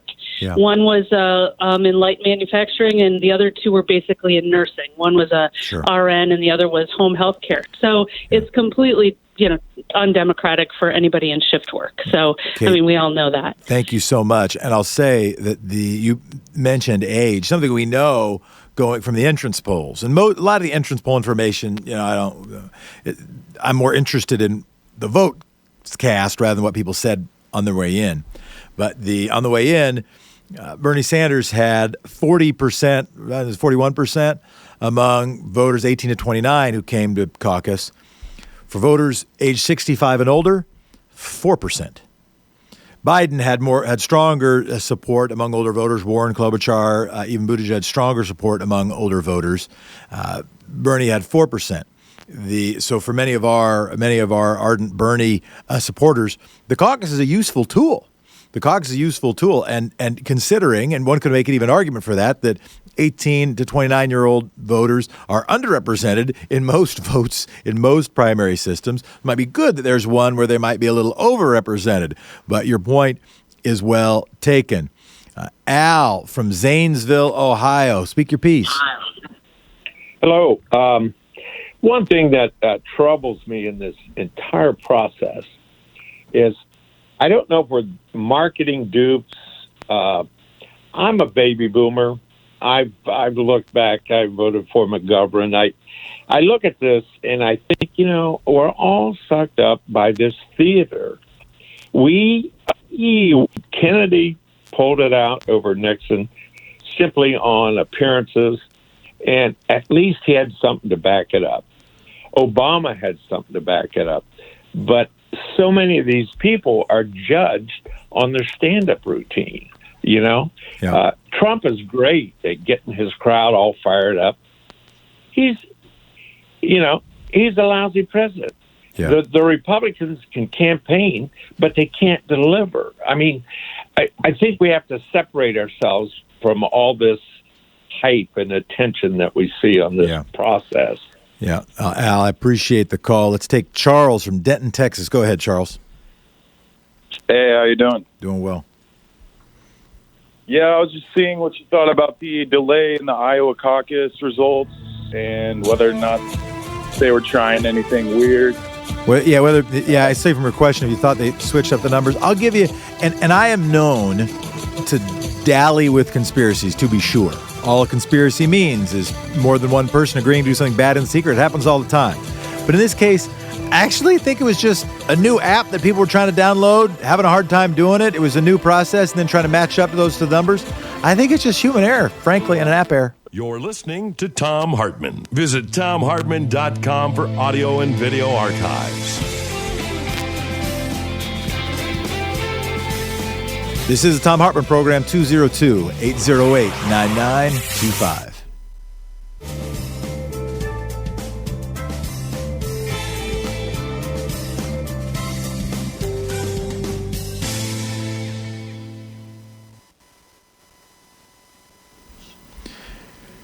Well, welcome, Free Speech TV. We appreciate you listening and watching. David from Canterbury, Connecticut, your turn. Hey, Jefferson, brother, how you doing? It's always good to hear you. Thanks, man. That second question you talk about how we treat each other is right in my wheelhouse, Jeff. Yeah. I was a union organizer all my life, and I got a couple knots in my head to remind me of my old age. And one of the things I was good at was talking to workers and teaching them, sort of being a teacher.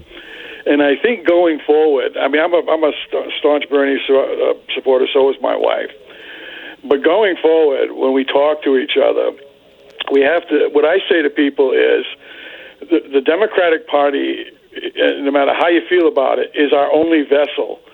It's our way of, changing this country. When you think about it, it's never going to happen with the Republican Party. It couldn't be used as a vehicle or a vessel by working people. It is our vessel, and we're not going to get there overnight. Revolution happens in stages, Jeff.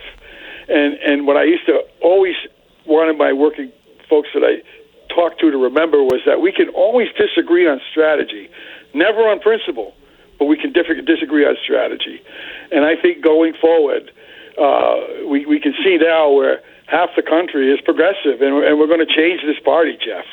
We're definitely going to change this party and its corruption. And and what we're seeing now with the DNC, they can't help themselves, by being corrupted and inviting Bloomberg, changing the rules.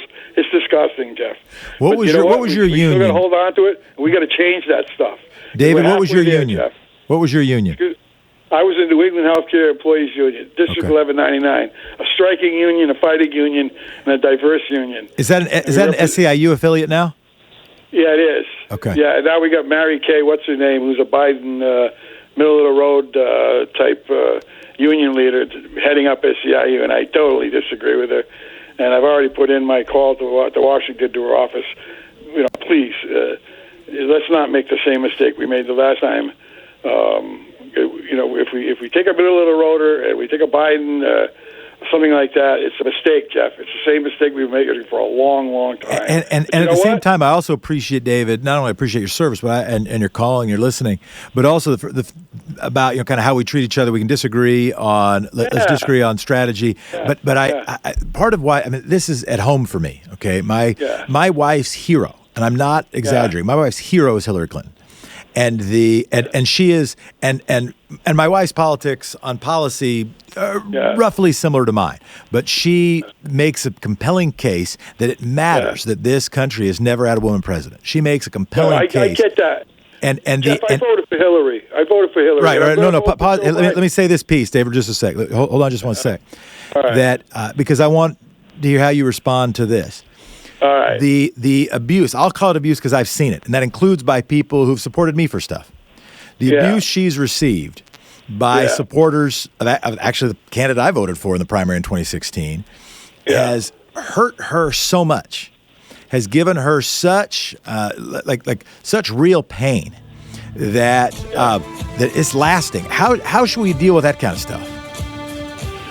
Well, I just think going like I said, we do this in segments. We do this going forward and convincing people that we're going to change this country, by sticking together like you do in the union, and moving the question forward a little bit at a time. It's not going to happen overnight.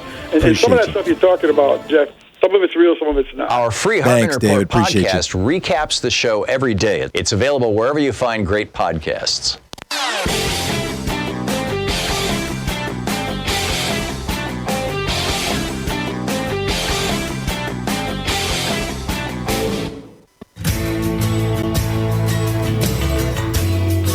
Welcome back, everybody. I'm Jefferson Smith. State of the Union tonight.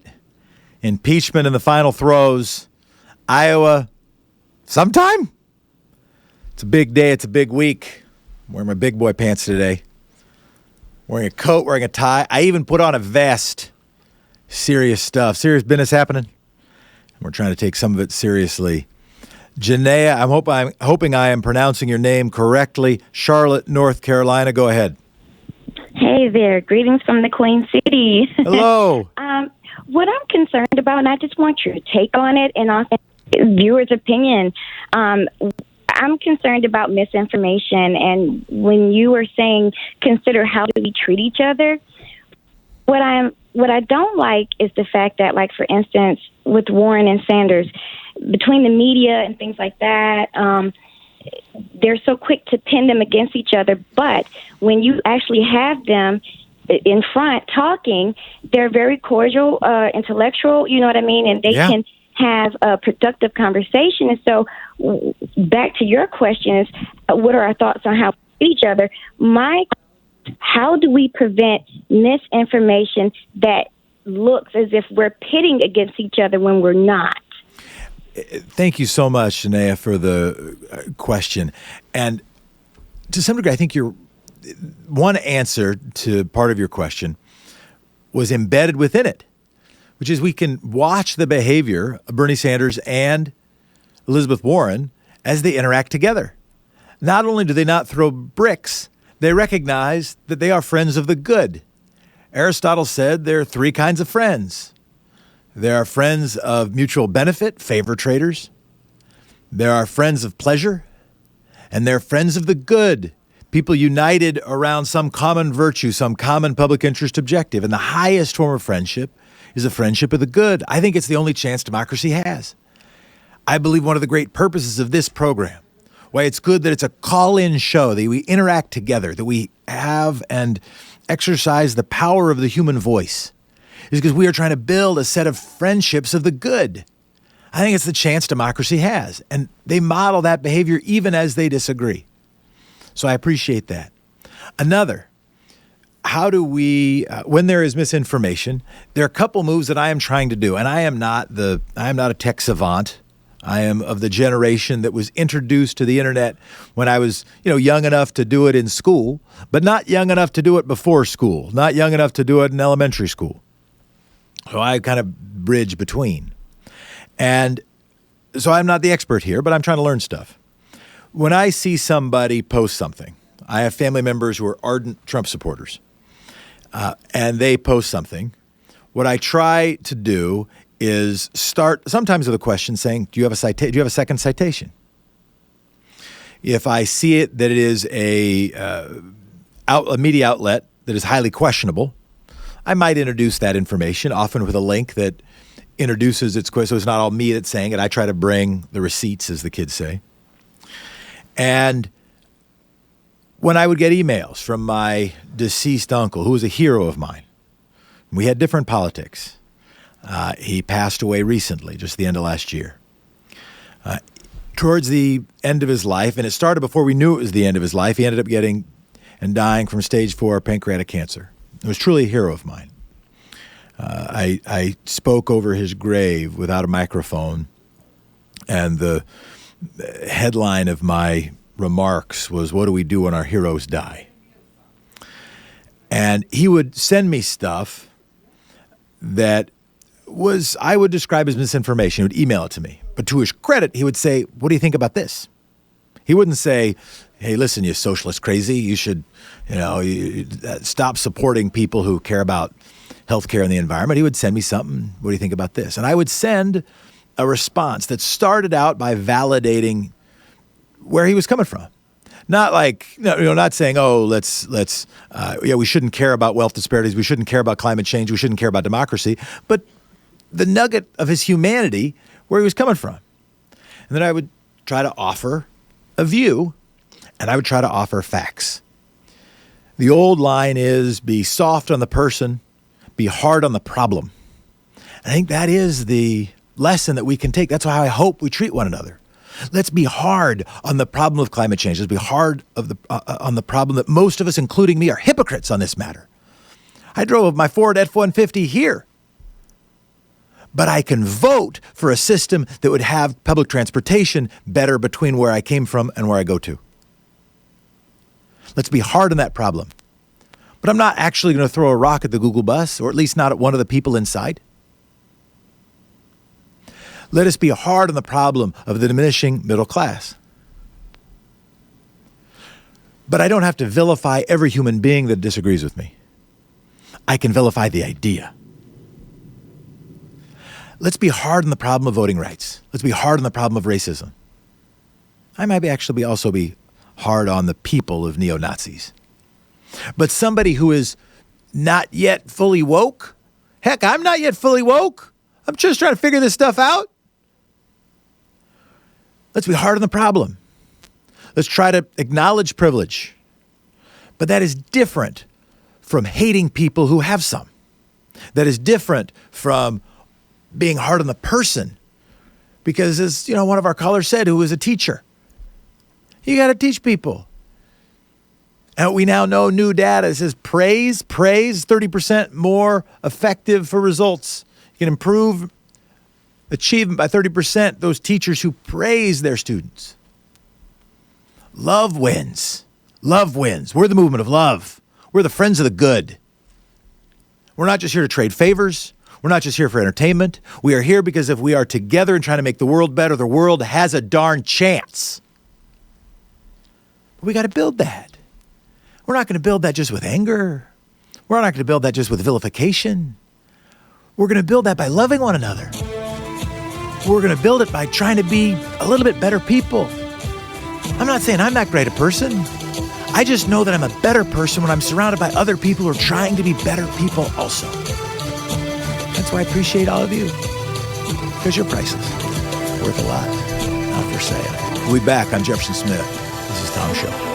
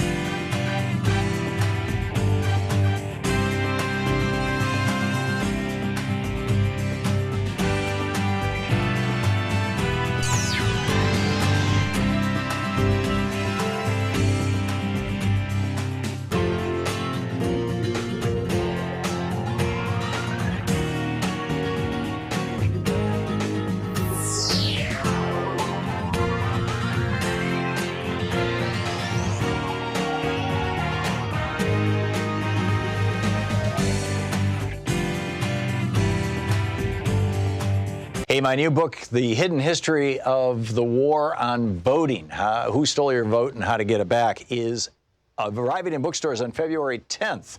More information is available at all fine bookstores. I cover how the heartbeat of democracy depends on the vote.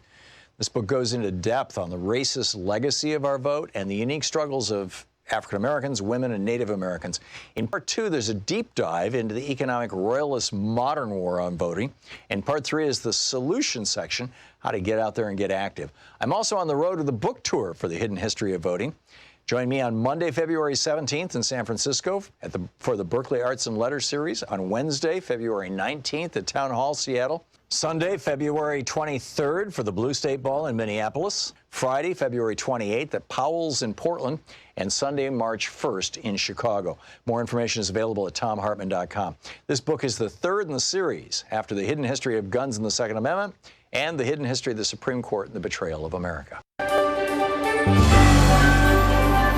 Our book today is In Defense of Public Service by Cedric L. Alexander. The subtitle is How 22 Million Government Workers Will Save Our Republic.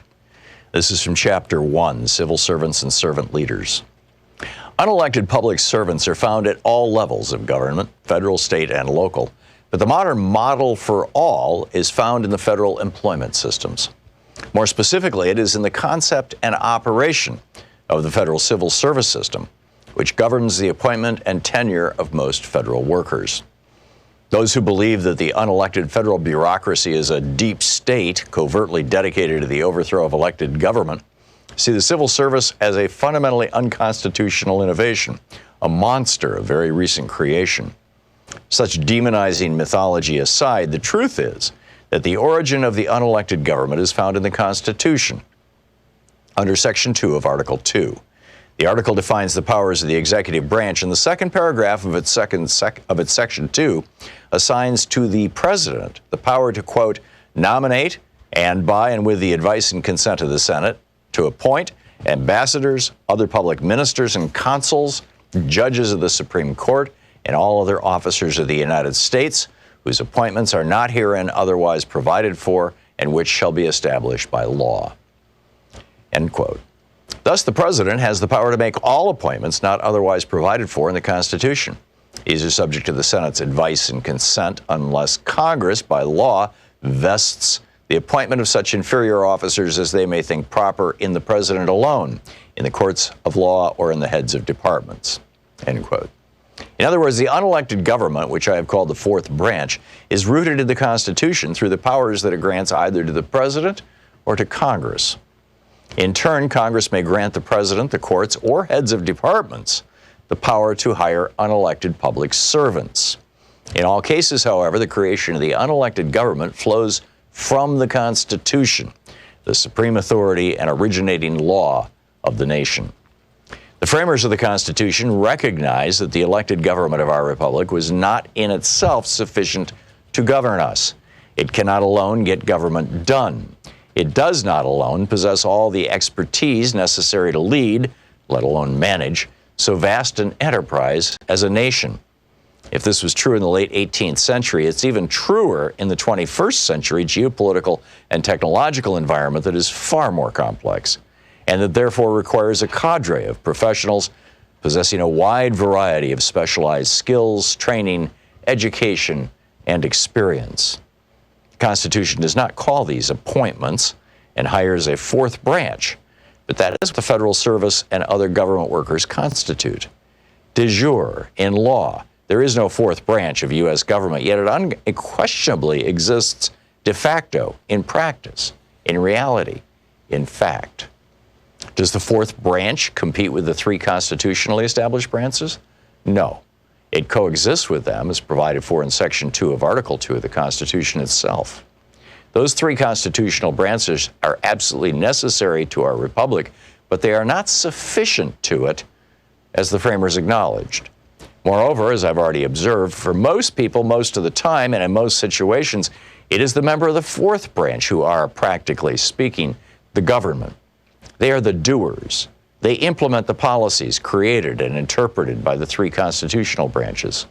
What is more, although they do not decide or decree policy, they often influence it, not covertly, but by intention and design. The Constitution assigns the Senate the roles of advising on and consenting to most major presidential appointments, but members of the fourth branch do far more advising on a daily basis when it comes to providing the subject matter expertise and feedback necessary to formulate and modify policy decisions. As it turned out, following the coming into effect of the Constitution in 1789, the President, the chief executive, that is, the elected official responsible for faithfully executing the laws, directly or indirectly appointed the unelected personnel whom he deemed necessary to execute government. Most of the agencies in which personnel of the unelected government served were created by the executive branch under Article 2. And for a full 170 years after the Constitution was ratified, the President had the unquestioned authority to appoint and to terminate what were, in effect, employees of his branch, the executive branch. Indeed, in 1789, Congress explicitly voted, by a narrow margin, that it had no authority of approval or disapproval of presidential decisions to terminate appointees. Only those few public positions that were independent of the executive branch, which today are known as independent agencies, were not subject to presidential appointment or termination. In 1829, Andrew Jackson took office as the seventh president of the United States. He was regarded as the apostle of the rights of the common man, and he made it clear that he intended to usher in an area of a more highly participatory democracy.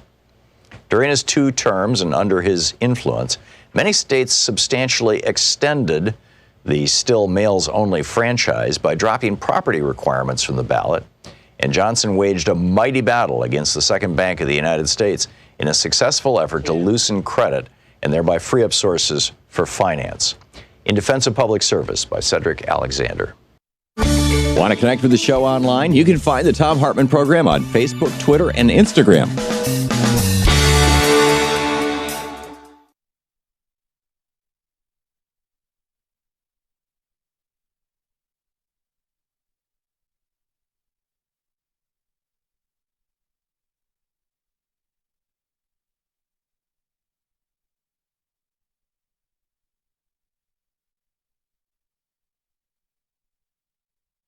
For being with us on the Thom Hartmann Program. I'm Jefferson Smith, sitting in while Thom Hartmann is on a well-deserved vacation. A friend of mine does technology with the Democratic National Committee, and he was a young activist. We met as young activists, and he ended up working in technology, making a bunch of money, retiring.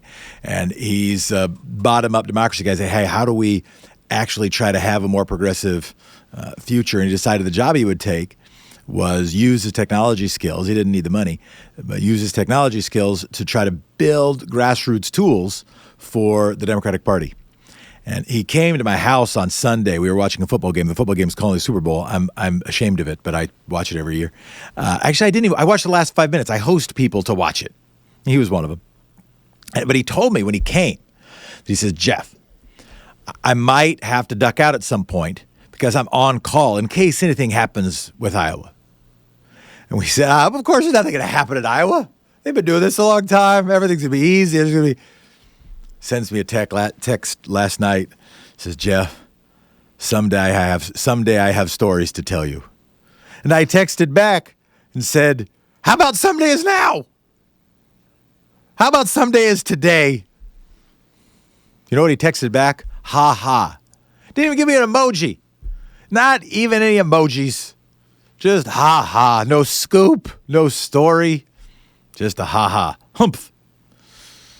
Friend of mine asked the question, what is the most barbarous relic? The Iowa caucus, the Electoral College, Senate apportionment, or lifetime appointed Supreme Court judges?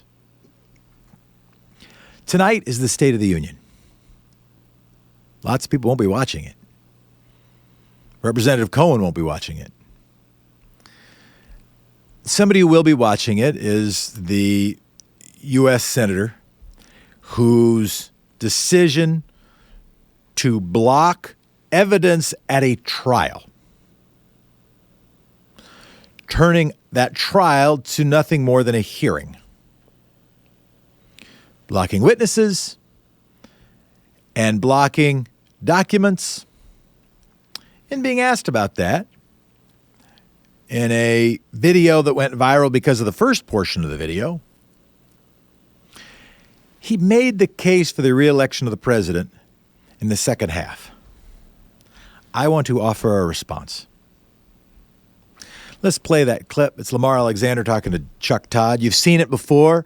I want you to see it again so that I can respond to it with it on your mind. That alarm tells us we're about to hear it.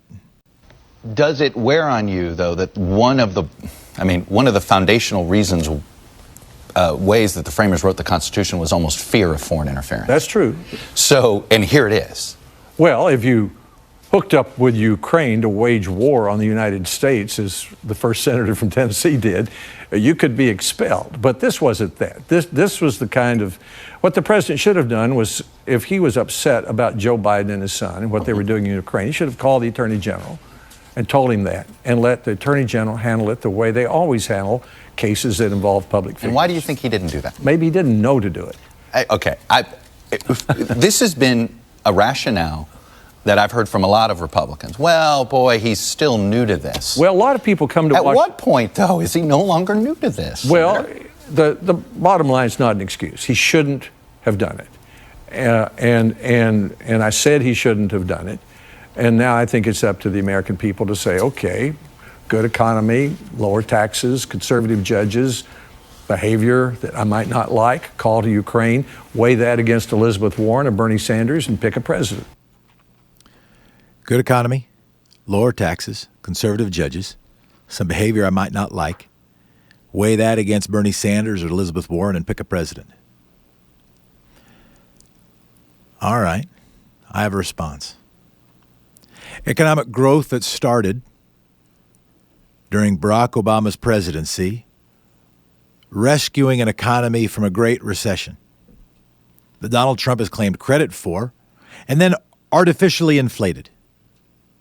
Not by building anything, not by any major infrastructure, not even a wall that can at this point stand up to a stiff wind, but by bullying a Fed chair and borrowing from future generations in order to build an economy that works for way too few people and the biggest wealth disparities that we've had in a century. A fake economy working for way too few people by a fake president who cares about himself and benefits far too few.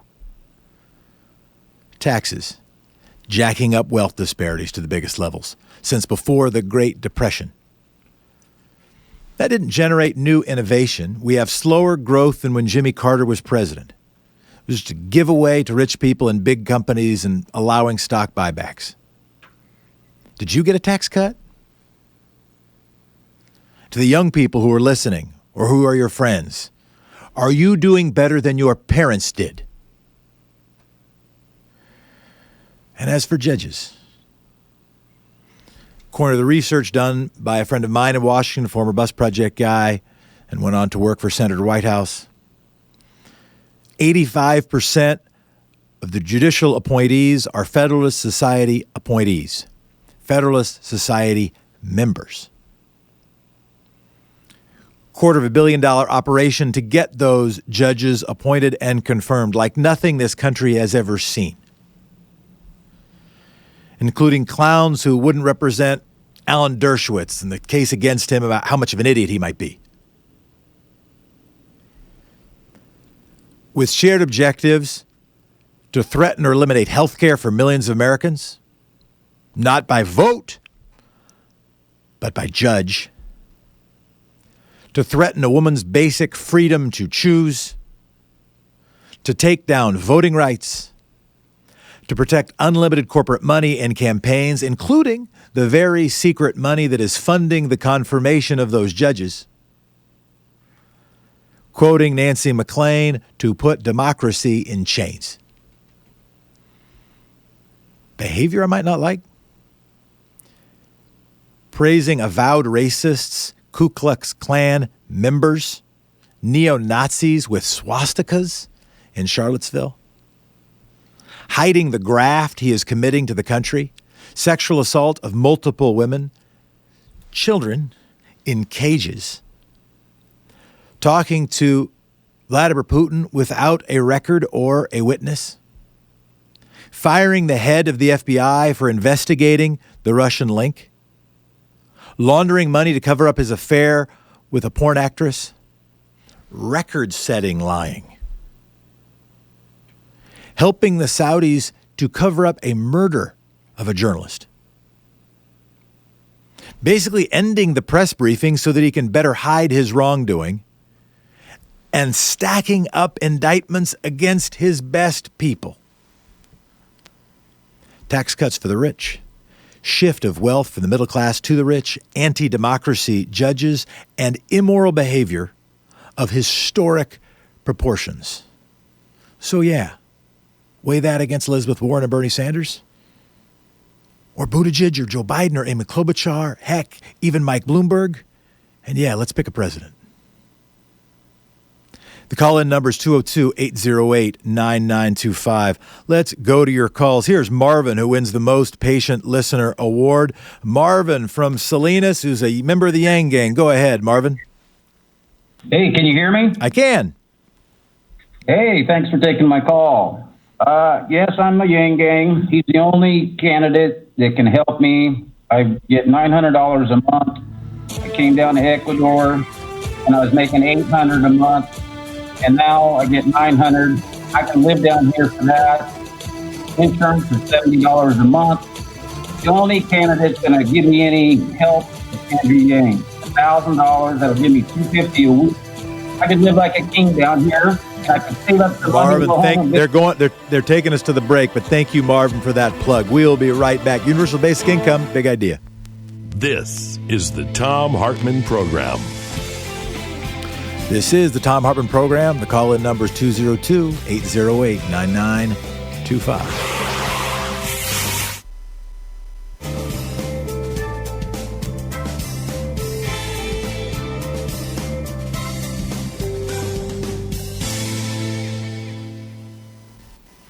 Eileen from Nashville, Tennessee. How you doing, Eileen? Yes, I'm calling about the Iowa caucus. Yep. It was running smooth until it was hijacked by a mysterious app called Shadow. Yeah. Which Well, was that's the maker. funded by That's the maker of the app. Yeah. Buttigieg. Yep. Hello? No, I'm hearing you, Eileen. Okay, it was funded by Pete Buttigieg, which that seems illegal, conflict of interest. So actually, let me respond to that one, because I do want to be on. I mean, I'm on high alert about a bunch of stuff, right? I'm on high alert about the war on democracy in the United States of America, and I don't think that is overstated. But let's be clear: Pete Buttigieg did not pay for the app. He hired the same company.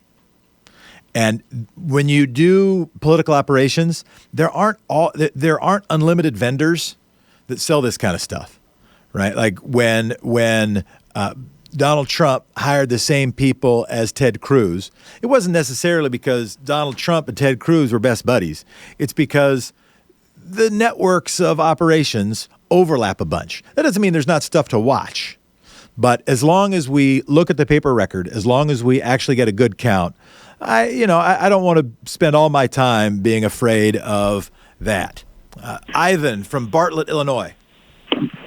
It's simple, Jefferson. The corporate-funded Democrat elites are doing all they can to stop the Bernie revolution. The final Iowa poll by the Des Moines Register was full because it showed Bernie up by 7 points, which cost him votes. And the caucus results were held back because they didn't want us to see Bernie wins Iowa headlines that we should all be seeing today. I hear your take and I hear your concern, and I think there is a reason. There's no question that, and I talked to law school friends of mine at my recent reunion about it, some who make a bunch of dough. There is real concern about either Elizabeth Warren or Bernie Sanders becoming president of the United States and the disruption that might have on the current system of wealth amalgamation, right, of the just cordoning off hordes of wealth in not that many hands. And you are not wrong to be wary of that. I do want to separate something. And I want to shout it. Was it Carol? I can't always remember the names. I don't always write them down. Who said yesterday, I'm sick and tired of people whacking Democratic politicians and the Democratic Party. That's not the primary problem. And I want to cite one of our other callers today who said, understand, who was a union organizer, who said, understand, the Democratic Party is a vessel, and it's the only vessel, the only big enough vessel that we got. It's not going to be the Republican Party. And if you have a system that has multiple parties, yeah, you can be a Working Families Party member. But ultimately, the Democratic Party is a vessel. The same way, by the way, the Republican Party was a vessel also. And it was a vessel that was built in significant part to stop slavery. And when the Whigs, when the corporatists who ran the Whigs looked around and say, well, we're not that popular. This Whig thing isn't going to work out real well. Let's go occupy the Republican Party. Let's get William McKinley, our candidate, run by the first political consultant really in modern times, the first modern political consultant. We'll take over that party. It's a vessel. Let's separate. If I wanted to defeat the Democratic nominee, one of the things I would do is continually whack the Democratic Party from the left. That's one of the things I would do. Let's separate corporate centralized power with the political party portion because they're a little different. We'll be back. Our free Hartmann Report podcast recaps the show every day. It's available wherever you find great podcasts.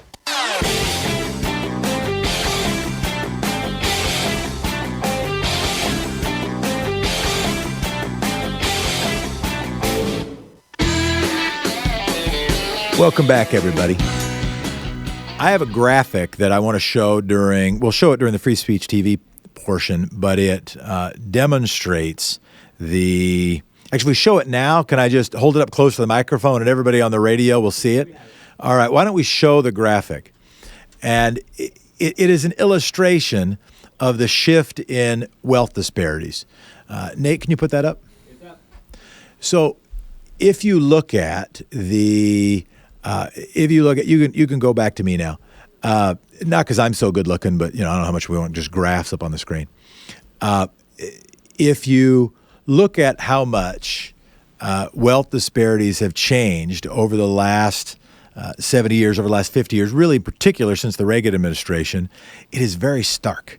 And that is a thing, by the way, that I think the vast bulk of Democratic candidates will all have a significant impact on that is more significant, that is better than Donald Trump's. Some will do more than others. Let's go to your calls. Cynthia from WCPT, Ain't Afraid of Me. Go ahead. Hey, how are you? I'm well.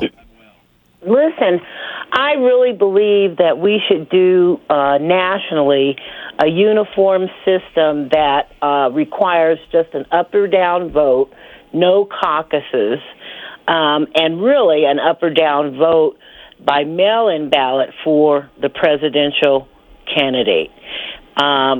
With I remember when they had a truth and news reporting deal back in the 80s where everybody had to tell the truth on the news, and everybody got the same information. Yeah.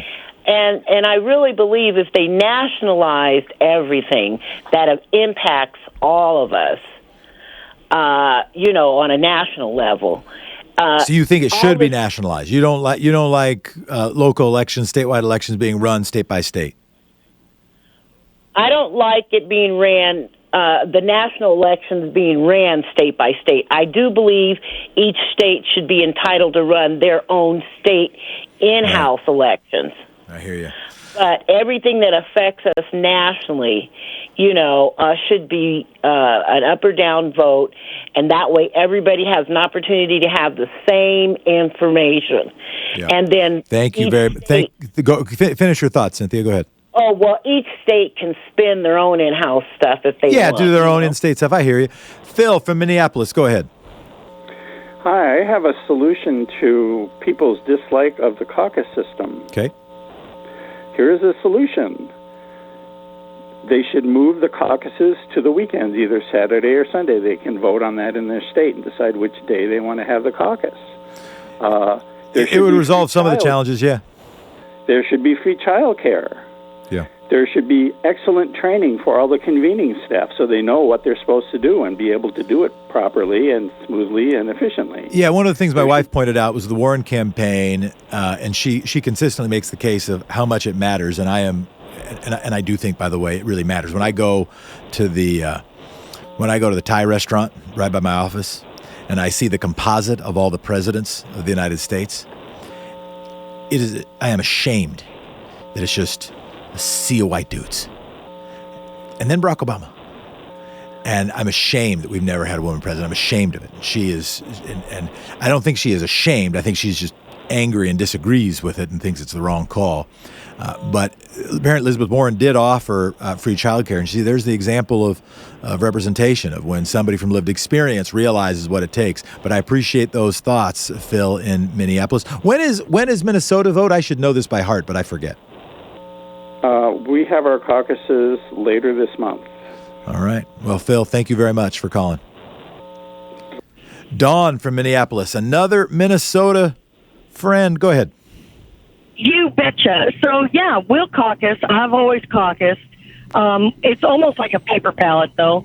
The problem that I have and some of the people that I work with is that we did vote overwhelmingly for Bernie last year, and then the Minnesota Democratic Party, however they figured that baloney out, gave all the votes to Hillary. Now, so there's an underlying bubbling anger at the system, and that's feeding a lot of, well, if Bernie doesn't get the nod, then I'm not going to vote. Now, I don't believe in that because the orange shit given in the woman, they have to get rid of them. I'm voting blue no matter. Don, you there? Vi from Oxley, Missouri. Go ahead. Hey, Jefferson, it's an honor to speak with you. Well, thank you very much, Vi. It's an honor to be spoken to and to speak with you. I keep hearing all day long on program here about how people favor paper ballots, and I just think that if we go with a paper ballot system, that we all are going to have to take a deep breath and be patient. The results are not going to be instantaneous like they would be electronically. So everyone just needs to take a chill pill. Take a chill pill. Take a deep breath. We'll get results. There's a paper ballot. They'll get results. We're just we want to talk about it now. We want to know now. Vi, thank you. So is Vi for Violet? Vienna. All right, Vi. Well, thank you so much. Renee, go ahead from St. Louis, Missouri. Jefferson, you look good in that suit, boy. You look good. Thank you very much. Okay, my opinion. I think they need to go with Bernie and Elizabeth for president or vice president. I would prefer to see Elizabeth for president. She's very clear on what she wants to do. Bernie has the policies that are absolutely bringing in the young people. Lastly, I am in a terrible situation because Roy Blunt is my senator, and I can't get rid of him until 2012. Until 2022. I hear you, Renee. Well, I don't know. We can work on school board races. we can work on changing the system. There's always good stuff to work with. It's better than going to Canada. But Renee, thank you so much, and thank you for the compliment. I'm doing my best, Renee. I'm doing my best. You look good. You look good. Bye-bye. Thom Hartmann Program. Call 202-808-9925. According to Renee, I look good. 202-808-9925. 202-808-9925.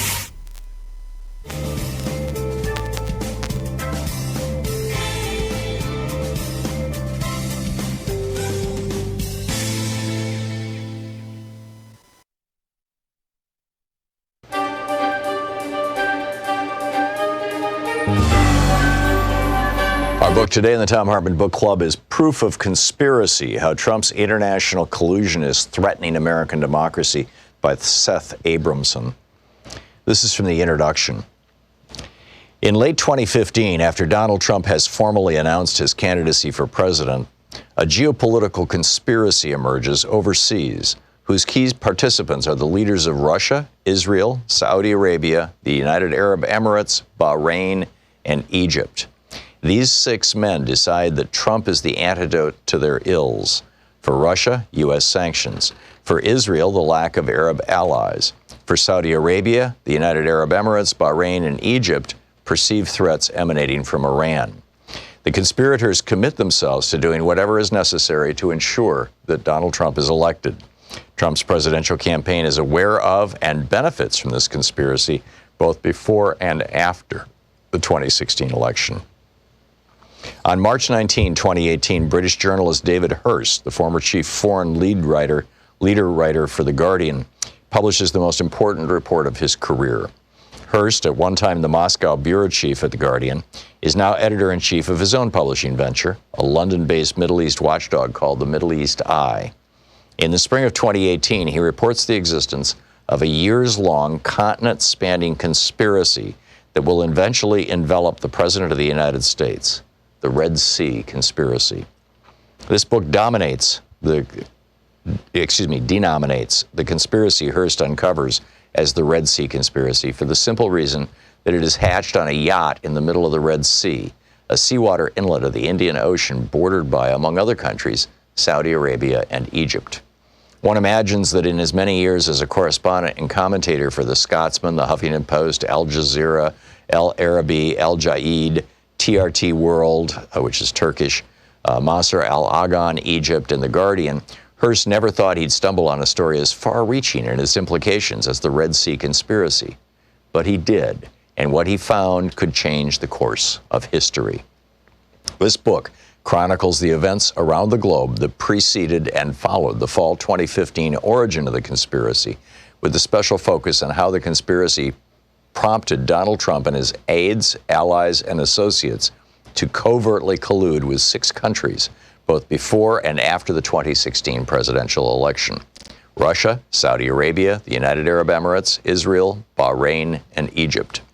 Events that began on the Red Sea in 2015 now influence President Trump's foreign policy toward all of these countries, toward other countries not involved in the conspiracy, such as Qatar and Iran, and more broadly toward Europe, Asia, and the Middle East. The story of the Red Sea Conspiracy begins with a man named George Nader. As reported by Hurst in the Middle East Eye, toward the end of 2015, Nader, then an advisor to the Crown Prince of Abu Dhabi, Mohammed bin Zayed Al Nahyan, known as MBZ, convened, with his patron's permission, a summit of some of the Middle East's most powerful leaders. Gathered on a boat in the Red Sea in the fall of 2015 were Mohammed bin Salman, known as MBS, Deputy Crown Prince of Saudi Arabia, who would shortly become the heir apparent to the throne of the Saudi kingdom.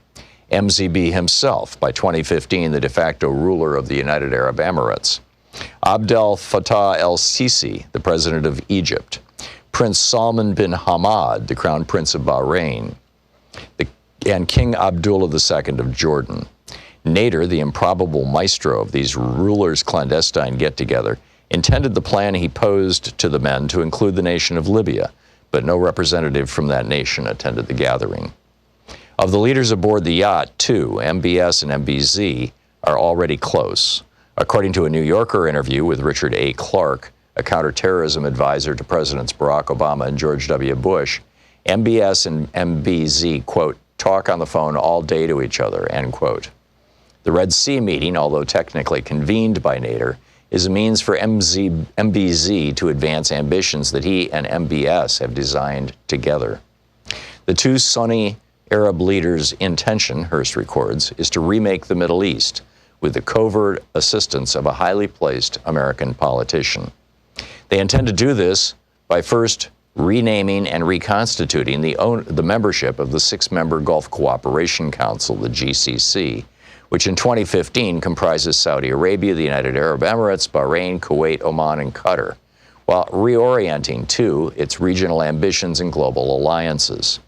The proposed GCC realignment would evict Kuwait, Oman, and Qatar from the Council and replace these 3 countries with Egypt, Jordan, and Libya, thereby eliminating the entity's historical association with the Persian Gulf and remaking it as, instead, an alliance constituting, quote, an elite regional group of 6 countries which would supplant the GCC and form the nucleus of a coalition of pro-U.S. and pro-Israeli states in the Middle East, end quote. According to 2 sources briefed on the 2015 Red Sea Summit, quote, Nader said this group of states could become a force in the region that the United States government could depend on to counter the influence of Turkey and Iran, end quote. Prior to 2015, Turkey and Saudi Arabia had intermittently enjoyed strong diplomatic ties. The book Proof of Conspiracy by Seth Abramson. Hey, my new book, The Hidden History of the War on Voting, Who Stole Your Vote and How to Get It Back, is arriving in bookstores on February 10th. More information is available at all fine bookstores. I cover how the heartbeat of democracy depends on the vote. This book goes into depth on the racist legacy of our vote and the unique struggles of African Americans, women, and Native Americans. In part 2, there's a deep dive into the economic royalist modern war on voting. And part 3 is the solution section, how to get out there and get active. I'm also on the road to the book tour for The Hidden History of Voting. Join me on Monday, February 17th in San Francisco for the Berkeley Arts and Letters series, on Wednesday, February 19th at Town Hall, Seattle, Sunday, February 23rd for the Blue State Ball in Minneapolis, Friday, February 28th at Powell's in Portland, and Sunday, March 1st in Chicago. More information is available at thomhartmann.com. This book is the 3rd in the series after The Hidden History of Guns and the Second Amendment and The Hidden History of the Supreme Court and the Betrayal of America. Want to connect with the show online? You can find the Thom Hartmann Program on Facebook, Twitter, and Instagram.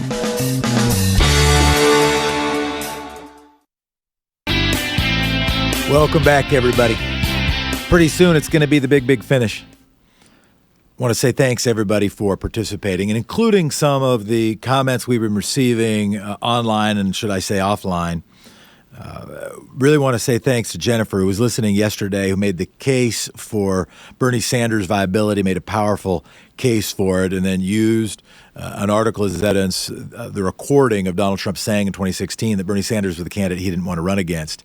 And then there was some back and forth about that. And I want to share that because I thought it was somewhat elucidating. I think it was 61% of Iowa voters last night in entrance polls said that they were evaluating candidates based on their ability to beat Donald Trump. 37% based on if they liked their policies well enough, or if they liked their policies best, should we say.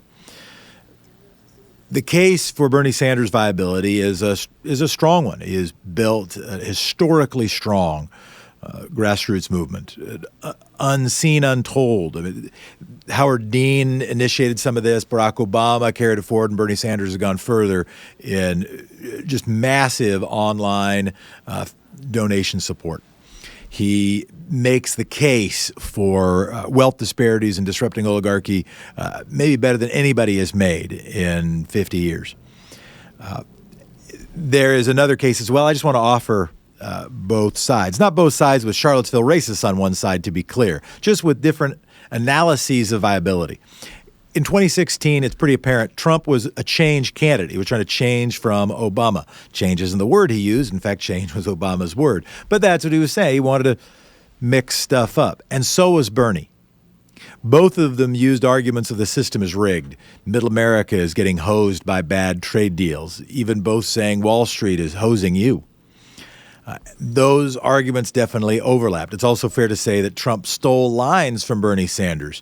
Trump wasn't talking about that stuff on The Apprentice, to be very clear. Bernie's been making that case for decades. In 2020, though, I can't imagine it being different. Those who are saying the viability case is different in 2020 and 2016, I think they have an argument to make, as was made last night at MSNBC, that Bernie earned, nearly 50%, in the high 40% of Democratic support. And now in polls, he's more like in the 20s. So about half of that support is decided. Hillary Clinton might not have been their first choice, but Bernie Sanders might not be their first choice either. So there has been some potential change just on viability. Not saying who you should think would be the best president. But I also want to point out the dynamic. Just let's call this pundit corner. Now, I suspect Donald Trump's argument, his statement of the case, is going to be different in 2020. I think his statement of the case is going to be more like, let's keep the economy and stock market going. And his choice of opponent might have changed since 2016. I could even imagine him fearing Bloomberg the most. To be clear, I am not a Bloomberg nor a Biden supporter in the primary. In fact, my own take is this stuff is pretty hard to predict, that making decisions based on viability primarily, I think, has a lot of risk born into it. And I urge the odd notion of just picking the person you think would make the best president. And all that said, of course, I think so many of us are deeply inspired by the Bernie Sanders movement. I want to offer that back and forth on viability because I know that one of the things we're here to do is arm you for, as Tom says, the water cooler wars and give you information analysis that could be useful to you. Here's another piece of information, by the way. Rush Limbaugh has taken leave because of advanced lung cancer. Don't know what's going to come of that. Rush Limbaugh had as much impact on the development of the modern right-wing movement as maybe anybody. The Koch brothers, Ronald Reagan, there'd be other people who would be up there with him, but as maybe anybody. He, in some respects, saved AM radio. Others would say he did the opposite of that. Made it more financially viable by getting wealthy advertisers to think, hey, wait, I like that guy's message, and put money in, even when his shows weren't going very well. But they liked the idea of cutting their own taxes and reducing their regulation. He combined the oligarchs' economic message with the borderline racists' social message, and united the Southern strategy and the tax cut Republicans together using mass media. Demonstrated that market could then be exploited by Rupert Murdoch at the suggestion of Barry Diller.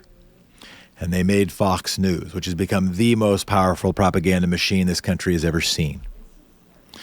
I do not cheer at the pain of another human being. I will not dance on someone's grave if they pass.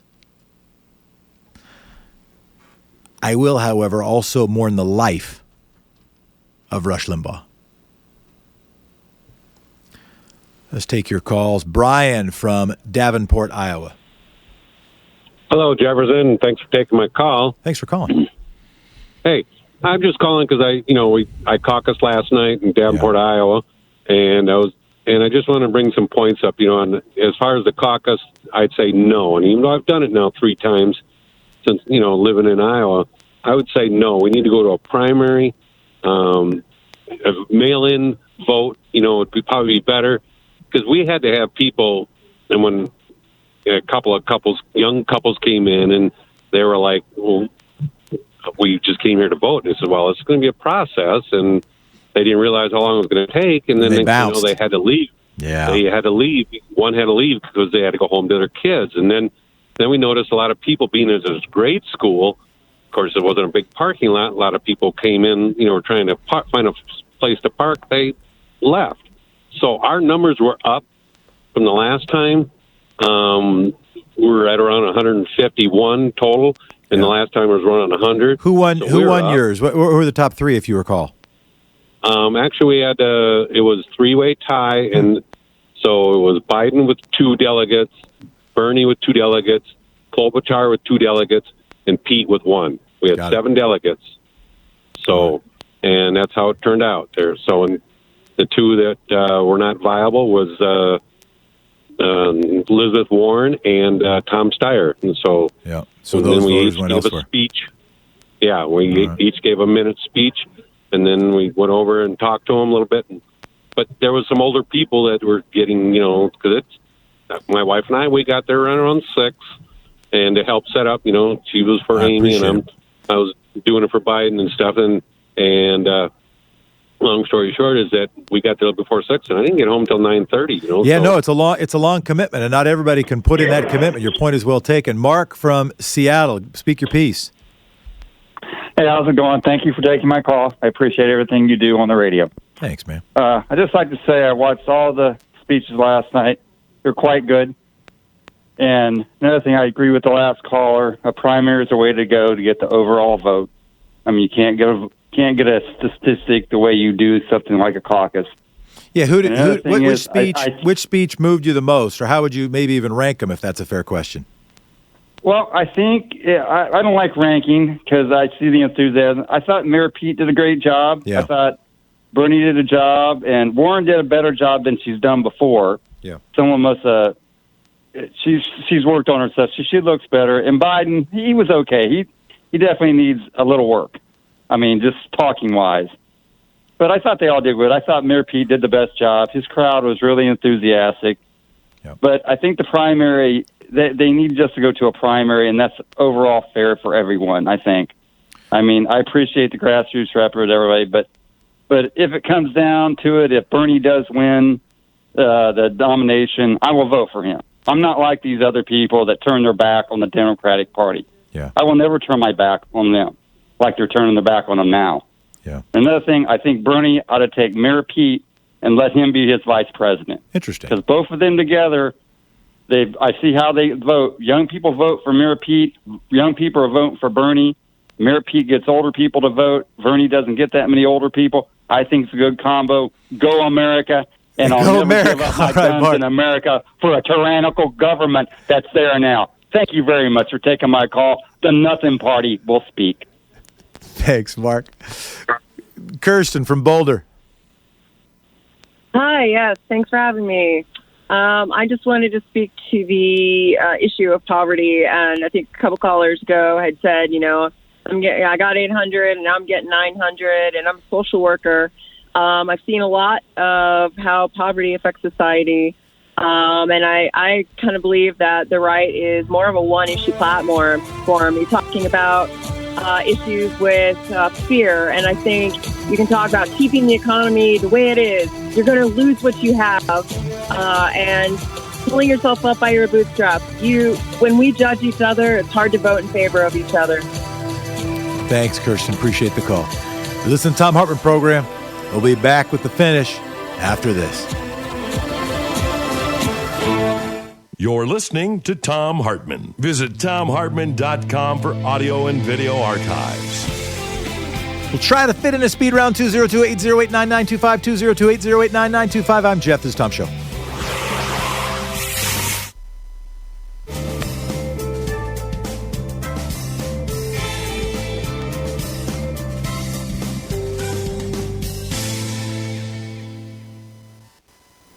Chart from the New York Times that I talked about before, but I ended up calling for the wrong image. So I'm going to try to call for the right image now that shows the shift in wealth disparities in the over the last decades. And Nate, if you could put that on, and people can see it, and I think you can put a move on it if you click play. It's an imager.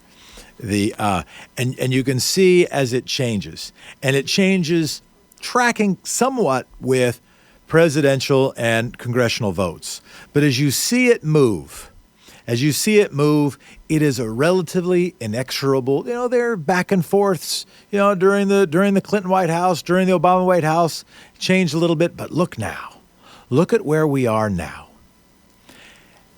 And now if we could go back to the beginning one more time, Nate, and I want to play it just one more time so people can see, because it's hard. The old boiling frog example, right? If you put I'm not even sure the boiling frog thing is real. I think if water starts getting hot for a frog, they might actually hop out. I don't think any of us test it because we don't want the frog to die.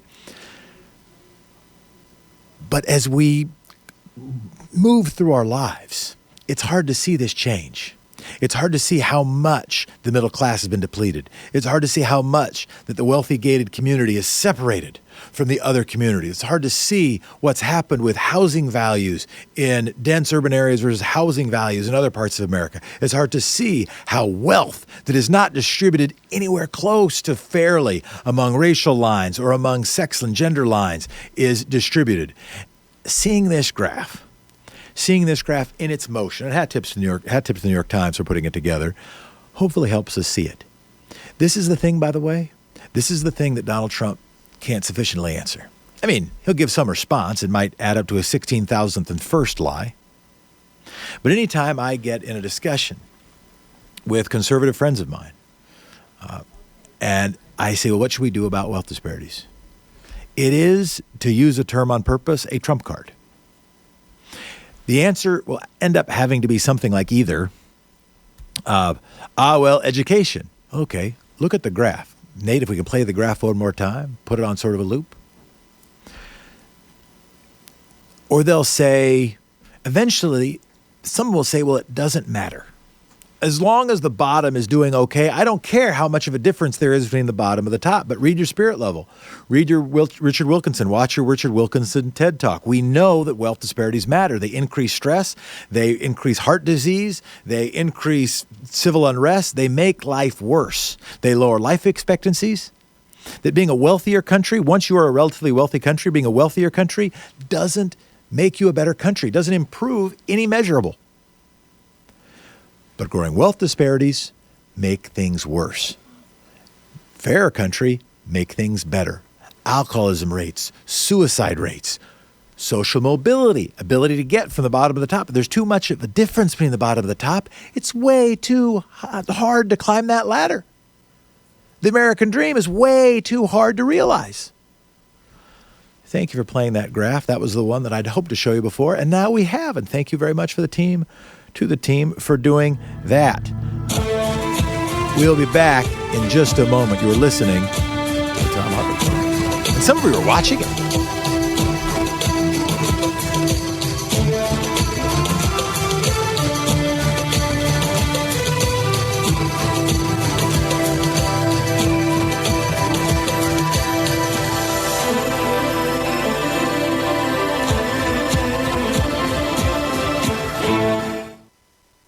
Our free Hartmann Report podcast recaps the show every day. It's available wherever you find great podcasts.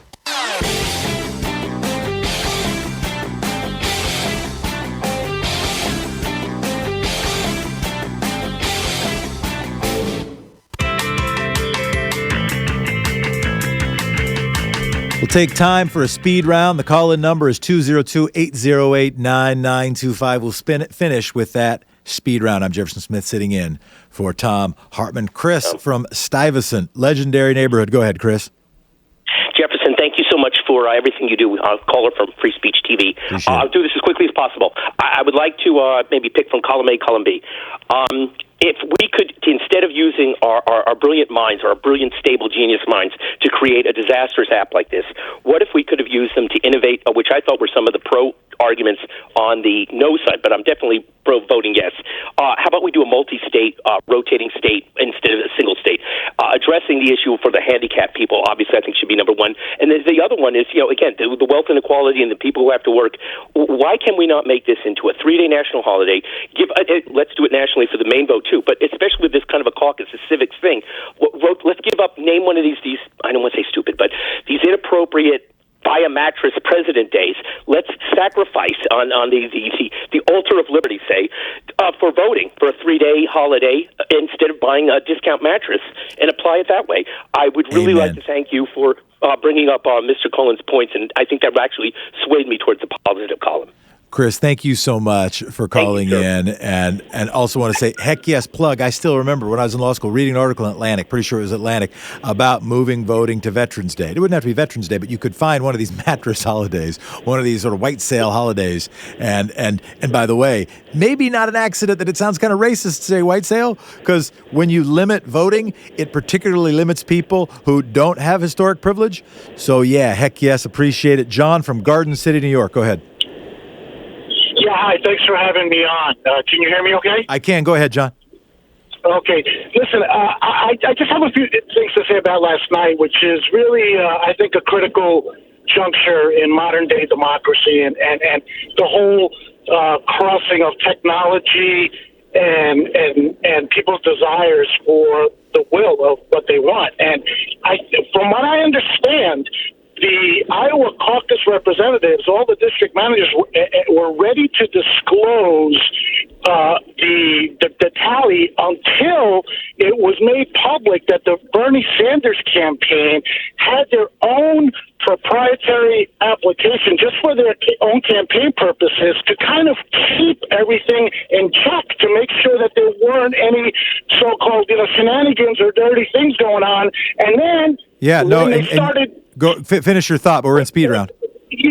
Yeah, when they started to get close to announcing, they found out that Bernie the campaign could check on them. Then all of a sudden, the wrench got into the machine. Yeah, and I don't know, we don't know yet exactly how things played out, but there is a concern that this is demonstrating that there have been errors in the caucus count before, but we just didn't have all the data that we had. Some good news is that the Sanders team did push for, the rule change that happened in the caucus were pushed by the Sanders team.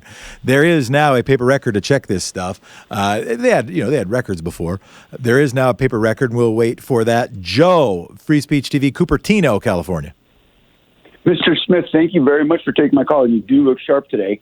I was interested watching Senator Manchin the other day. I've been watching quite a bit of this lately. I apologize, but his offer of censure, it's got to be the worst idea I've heard of, but it's better than nothing.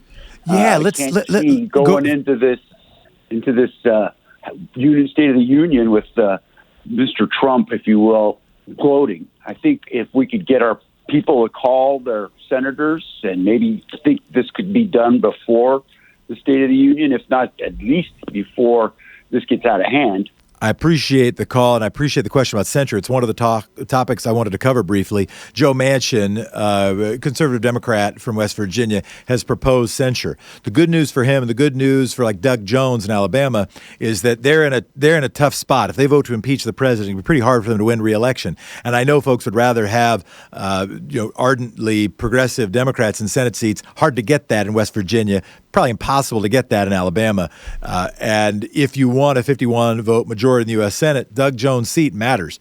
So the censure vote could help them in their sort of political thicket. From a principled standpoint, yeah, maybe I hear what you're saying. What you said was, don't like the idea of a censure, but it might be better than something that sounds like exoneration. Deborah, Free Speech TV, New Haven, Connecticut. Good afternoon. How is everybody? This connection is a little crappy, so if you don't hear me, let me know. I can hear you. Sounding? Good. A question and just a comment. Why are we even doing caucuses? It's such an archaic way of doing things. Why are we even stopping? Why the Dems in Iowa when Iowa is not the hub of diversity? 90% white. 4% African American. They still have in place where lifetime ban for voting if you're a felon, and I can't even begin to tell you the percentages of the African American people that are incarcerated there. So why are the Dems even there? It's a historical relic, and you're probably right. Go ahead. That's just not the place for us to. Thank you so much. Appreciate the call. And yeah, I think the most powerful argument against starting with Iowa, and you could rotate, so Iowa maybe be first every 20 years. But for me, the most powerful argument is in fact the fact that it's racially disparate relative to the Democratic primary base. Carol, you're going to be the last caller we have a chance to take. You're on speed round. Hi. Hey, thanks, Jefferson. I just think when you read something online, you've got to vet it or just assume it's not true and kind of work your way backwards. Until we get Facebook under control, we really have to think that way, and that will help us it will divide us less because we can not just retweet something or resend it, and we can think about it, you know? I appreciate it, Carol. And by the way, it's one of the reasons I appreciate being here, because people interact, because people share information. We have a chance to check it. We have a chance to interview people. We have a chance to take the tweets and try to find a second source, because we're building a set of friends of the good, and part of that good is truth. And you folks are priceless. Definition of priceless, worth a lot, not for sale. State of the Union tonight. The Union is stronger than this president. This community needs to be stronger than the anti-democracy movement. Thanks, everybody, for being here. I'm Jefferson Smith. I'll be back with you tomorrow on the Thom Hartmann Program. Thanks, and thank you, democracy. You've been listening to Thom Hartmann. For audio and video archives, visit thomhartmann.com.